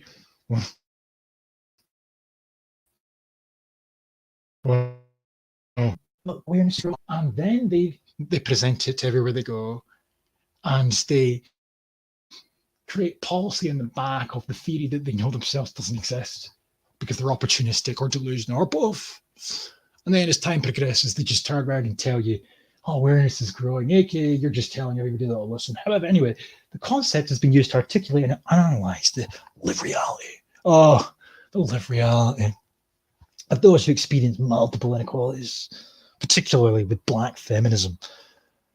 Okay, now, even if this was a real concept, and even if Black feminism really did experience a myriad of different inequalities, and as a result, they then came up with the term intersectionality to explain and define their issues, why the fuck is that in a document provided by the Scottish Government, a country that, to the best of my knowledge, does not have a large, if at all, black feminist cabal, group, community. No. Why is that in here? It's ridiculous. Truly fucking ridiculous. Anyway, the analysis framework and the term intersectionality was originally coined by American critical legal race scholar Kimberly Crenshaw. I mean, there is more IQ on my fucking penis than there is in anything that Kimberly Crenshaw has ever said aloud and presented as if it's an intellectual hot take. It has to be said. And when I'm talking about my penis in this context, I'm talking about in the winter, my penis, when it's cold outside. You get the gist. There's not really much for the IQ to grow. She's a fucking mongrel. She's just a wrinkle, but because of who she is and because of the alleged claim to fame that she's got to some degree, and other people that are somewhat inclined, ideologically speaking, same way as her, they'll just bum one another up and they present each other's findings to each other, etc., etc. They create their own fame, etc., and their BS is presented as factual, and it grows arms and legs. And it's like a plague that's spread over to the UK now, courtesy of other mongrels who think that Kimberly's a guru because she's come up with the concept of intersectionality and she's a critical thinker. Oh, yeah.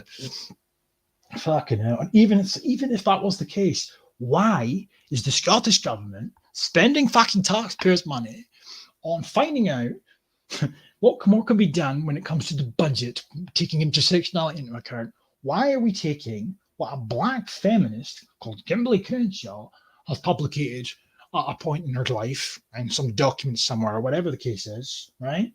And even if everything that she's written is completely true, she's written it from the perspective of somebody not only in a different country, but in a university setting or a black feminist setting. The Scottish government thought, that's a great idea. That's a great idea. Everything that Kimberly Crenshaw's written, we'll just copy and paste that and we will make it applicable in Scotland because why the fuck not? Oh, I fucking hate them. They're just so retarded in that government, I swear. I mean, look at it. She was used to refer to the double discrimination of racism and sexism faced by black women, even if 100% accurate and truthful in nature. What's that got to do in a Scottish context? Why is this here?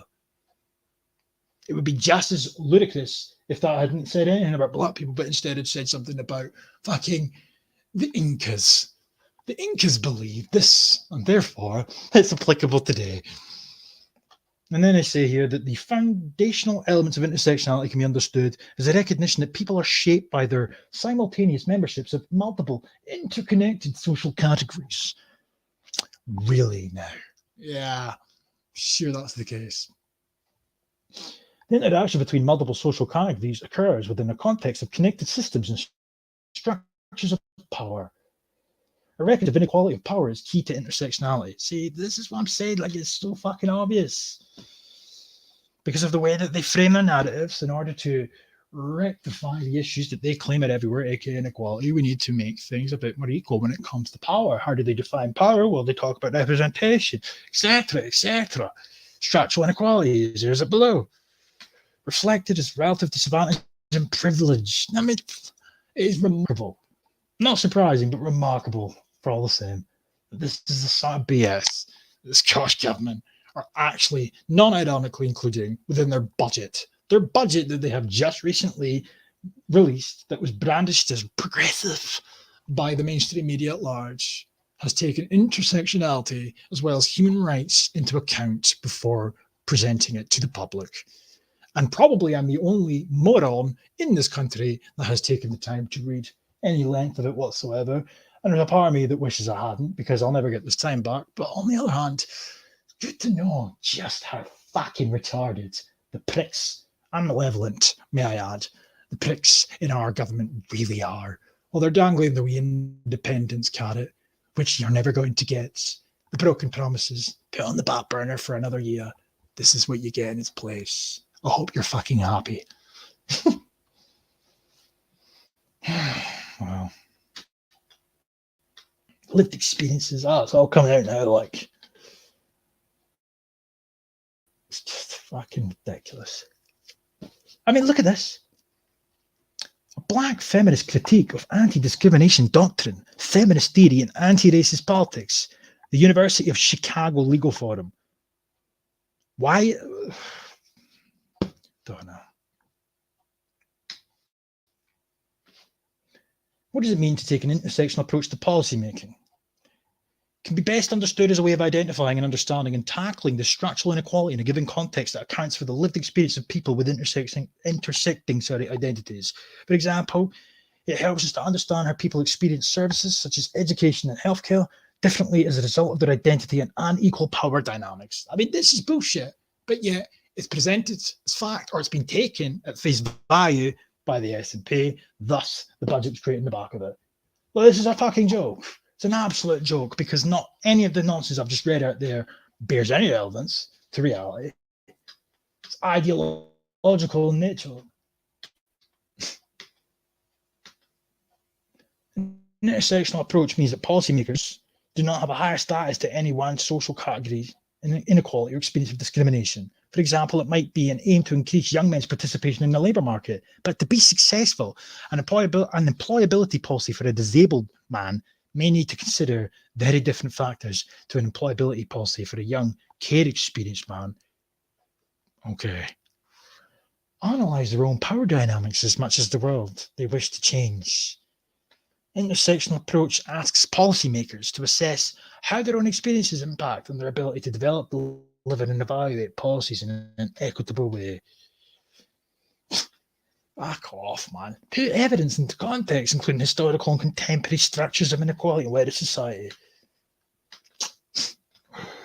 And of course, one of these quotations here comes directly from the Council of fucking Women and Girls, the Feminist Council of Women and Girls, feminist creation, courtesy of Sturgeon. Wow.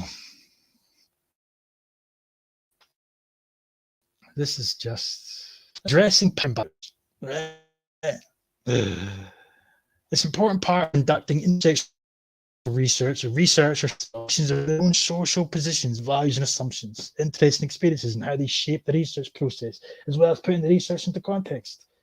Public involvement refers to the active contribution from people with lived experiences. This is distinct from more traditional research approaches, in which people take part in a research study. Oh, it's so bold and brave. I just can't. It's some part of me that's finding it very difficult to fathom the fact that this is a reality. Ensuring marginalised groups are reached. Adopting intersectional approaches to analyse requires that people with different intersecting identities, particularly from multiple marginalised groups, be included in research so that their voices are heard. This means that analysts need to consider and take practical steps to aid diverse research recruitment. Okay. Oh, fucking wow. No, you're all right.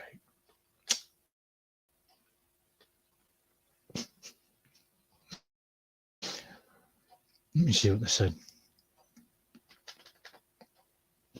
An example of how the concept of intersectionality has been used to identify and understand inequality in Scotland. An intersectional approach can cast light on the lived experience of people with intersecting identities, can be used to develop policies and services to tackle structural inequality. One example of where an intersectional approach has been used to identify and understand structural inequality is provided here. Oh, I can't wait to read it. Oh, beside myself. My microaggressions are tingling already. Oh, fuck. I've gone too far. I'm getting excited. Yeah.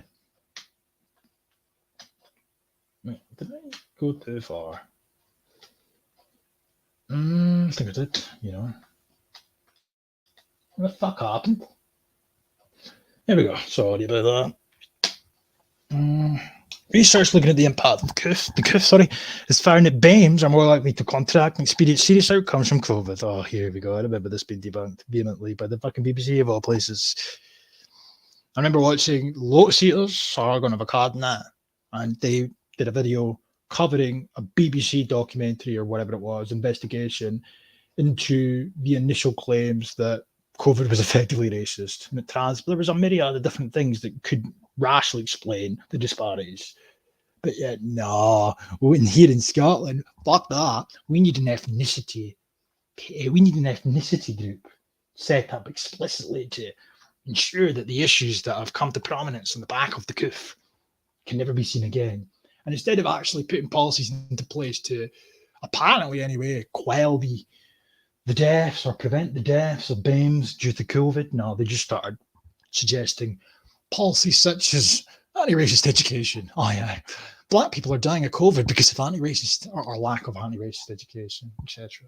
They even went as far as to suggest that, and I'm paraphrasing here, that internalized racism played a factor in some of these people dying because the racism they experienced as a child, internalized and over time it sort of ate away at them, made them weak and vulnerable and susceptible to COVID. Like, are you taking the fucking piss? Like, that should have been laughed out of the room when that was presented by these opportunists. But no, Christina McKelvey and whatnot, the Justice Minister, whoever, Social Justice Minister, she knew best. Or did she? She doesn't know fuck all quite clearly. During the first 6 months of the pandemic, people from BAME groups in England were almost 3. I love this as well because like they were doing this all 2020. They were just referring to England because the statistics in Scotland contradicted what they were trying to infer in England. Yeah. Oh, the stats in England show that us up here in Scotland, we're all dying because of COVID. Yeah, but they would never reveal the fucking stats for Scotland. And the reason for it was because for a good portion of 2020, it was pretty much exactly the same percentage-wise anyway for whites and blacks dying. In Scotland, National Records of Scotland found that between March and 30th of September 2021, deaths amongst people with Pakistani ethnicity were 3.7 times as likely to involve COVID as with white Scottish ethnicity.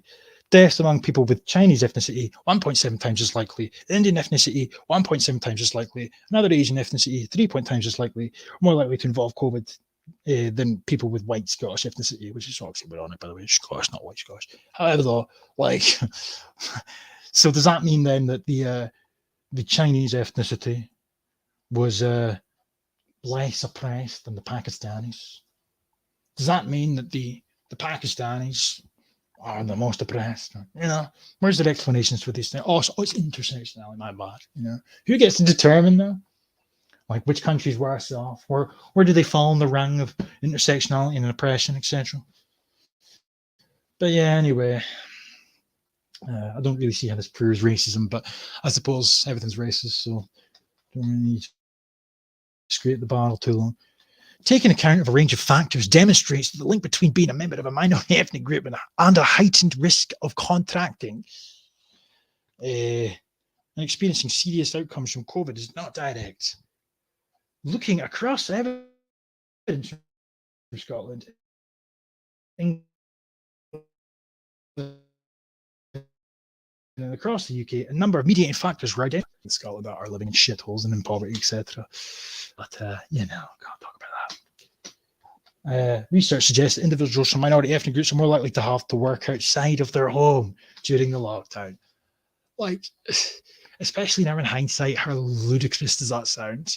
It was lack of vitamin D, the fact that on average a lot of BAMEs did not really listen to the rules that often, lifestyle choices, food, dietary consumption, etc., etc., pretty unhealthy lifestyles, overcrowded housing. These are all factors that play into the matter, but no, it's all about that fucking melanin. Of course it is. COVID-19 disparities between different ethnic groups may be due to reduced access to healthcare. All right, all right.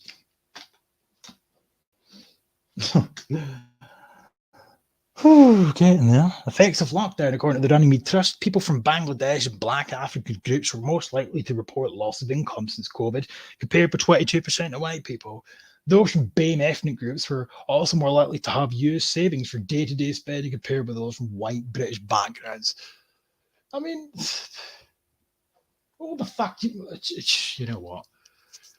I know you could sit there and say but you know what the implications of that is. Well, that needs to change. And then this is the shit here. Keys and colleagues highlighted that when considering health inequalities and potential ethnicity-related vulnerabilities, it is important to understand the historical content. This is a key tenet of intersectionality. Previous global influenza pandemics and infectious diseases epidemics have clearly shown a clear association between poverty and increased transmission of infection. There's plenty of white people in poverty, but we can't talk about that. Shh, because that defeats the narrative at play here, where BAMEs are in poverty because they're BAME. If a white's in poverty, it's just because he's down in his luck.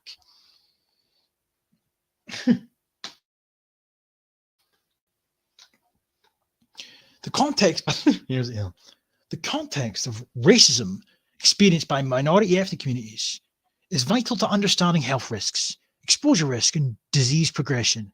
Issues of stigma with COVID were identified as negatively impacting health-seeking behaviours.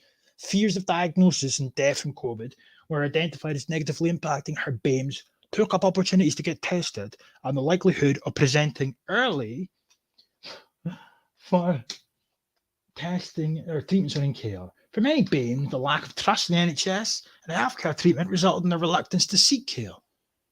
So, as a result of this total bullshit that's got fuck all to do with anything apart from what's in the heads of the BAMEs that claim that this is a fact, the government established the expert reference group on COVID in response to the reports that some minority groups are at risk of experiencing disproportionate effects of COVID.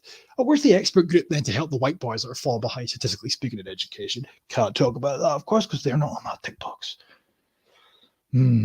Anyway, I was hoping it would make reference to the fucking internalized racism.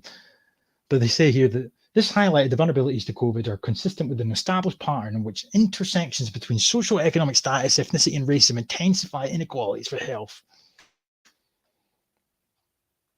Wow. Fucking Jesus. Differential exposures to COVID due to occupation exposure, income and housing issues faced by those seeking asylum, living conditions, poverty, racism and discrimination, and a lack of understanding of Scotland's ethnic diversity. So I remember this from when I made the video on it at the time, the actual ethnicity group. A lack of understanding of Scotland's ethnic diversity, right? If you're not educated on the lack of diversity, right? No, it's not only, no, sorry. If you're not educated on the diversity of Scotland's ethnicities, right, then you run the risk of contracting COVID. Okay? So that needs to change. We all need to be educated on the matter. We all need to be educated that Scotland is a diverse and progressive nation, because in doing so, you will reduce the likelihoods of contracting COVID. Different vulnerabilities due to health inequalities. Mm-hmm.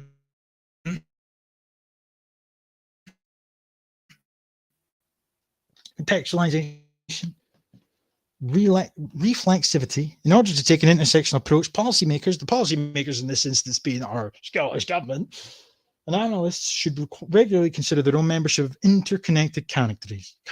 Sorry, you can tell it's getting a bit late in the day because I keep fucking up my words. Systemic structures of power. Oh, piss off, you know. That's just wow. The views expressed in this report are those of the researcher, do not necessarily represent those of the Scottish Government or Scottish ministers. Well, that's funny because I just read out a PDF prior to that was built on the back of human rights obligations, which kind of ties in nice with intersectionality. And on top of that, I came across this very PDF courtesy of a hyperlink.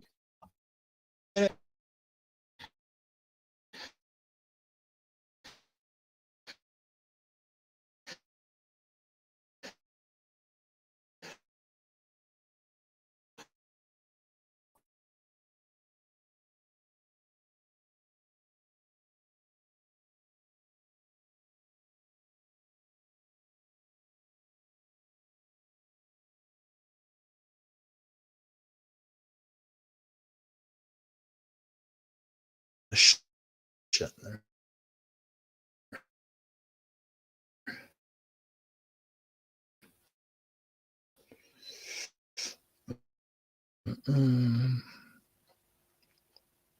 Fucking laptop's going so slow as well. But oh well. Chief Mammy it is. This is doing the rounds on Twitter. Kind of funny. It's been a while since I've seen it, but it's probably not going to load, is it? Has it? Fuck it. Let's see what's what. I haven't even looked at that chat once, to be honest. Jesus. Ugh. Do I ever sleep? To be fair, I need to go to sleep soon. And I was talking to John Davidson in the stream I was doing. In the stream last night or Saturday night, even. No, Friday night. Fucking hell. I seem to just black out. I have my dinner. So yeah, I've been sleeping too much. Yeah. I'm surprised there's actually 8 people watching it this time. It's not just, I don't know. It's remarkable, really. In a cost of living crisis, and you got that bald wanker John Swinney talking about a progressive budget. You know, this is so progressive. And then just a bit of digging, and then it transpires. Fucking, that they're funding human rights obligations and intersectionality, etc. And it's not like they've even concluded that intersectionality is a real thing, or they've done their own research. No, they've fucking opened up books written by that wanker Kimberly Crenshaw and all her cronies and gone, oh, well, that'll do. The lived experience of a black feminist is applicable in Scotland. I forgot. Fucking Jesus. The oppressors get to decide who's oppressed. Yeah, and that's the laugh of it, though, really, in many respects, because the Scottish government, they still insinuate that women are oppressed, but yeah, the entirety of the parliament is at least claimed to be anyway feminist. There's some pretty fucking avid feminists. Every policy that gets pushed has a feminist undertone. Nothing for boys, nothing for men. Misogyny is going to become a hate crime. Notwithstanding, though. Oh, fucking can't be doing that. We're still living that patriarchy, yeah. Doing something wrong there, clearly. Again. Right enough, actually.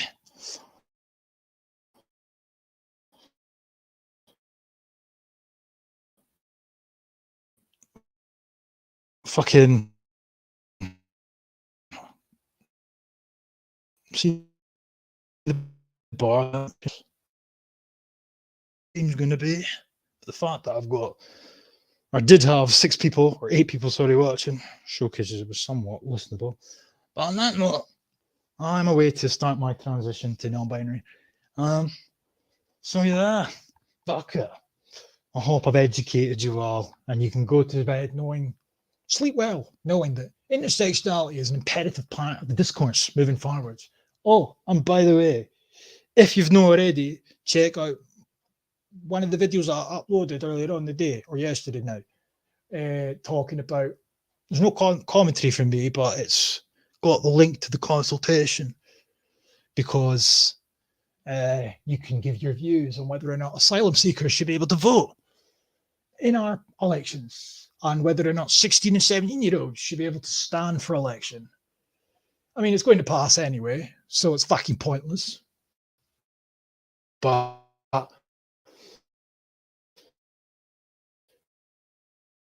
it's your opportunity.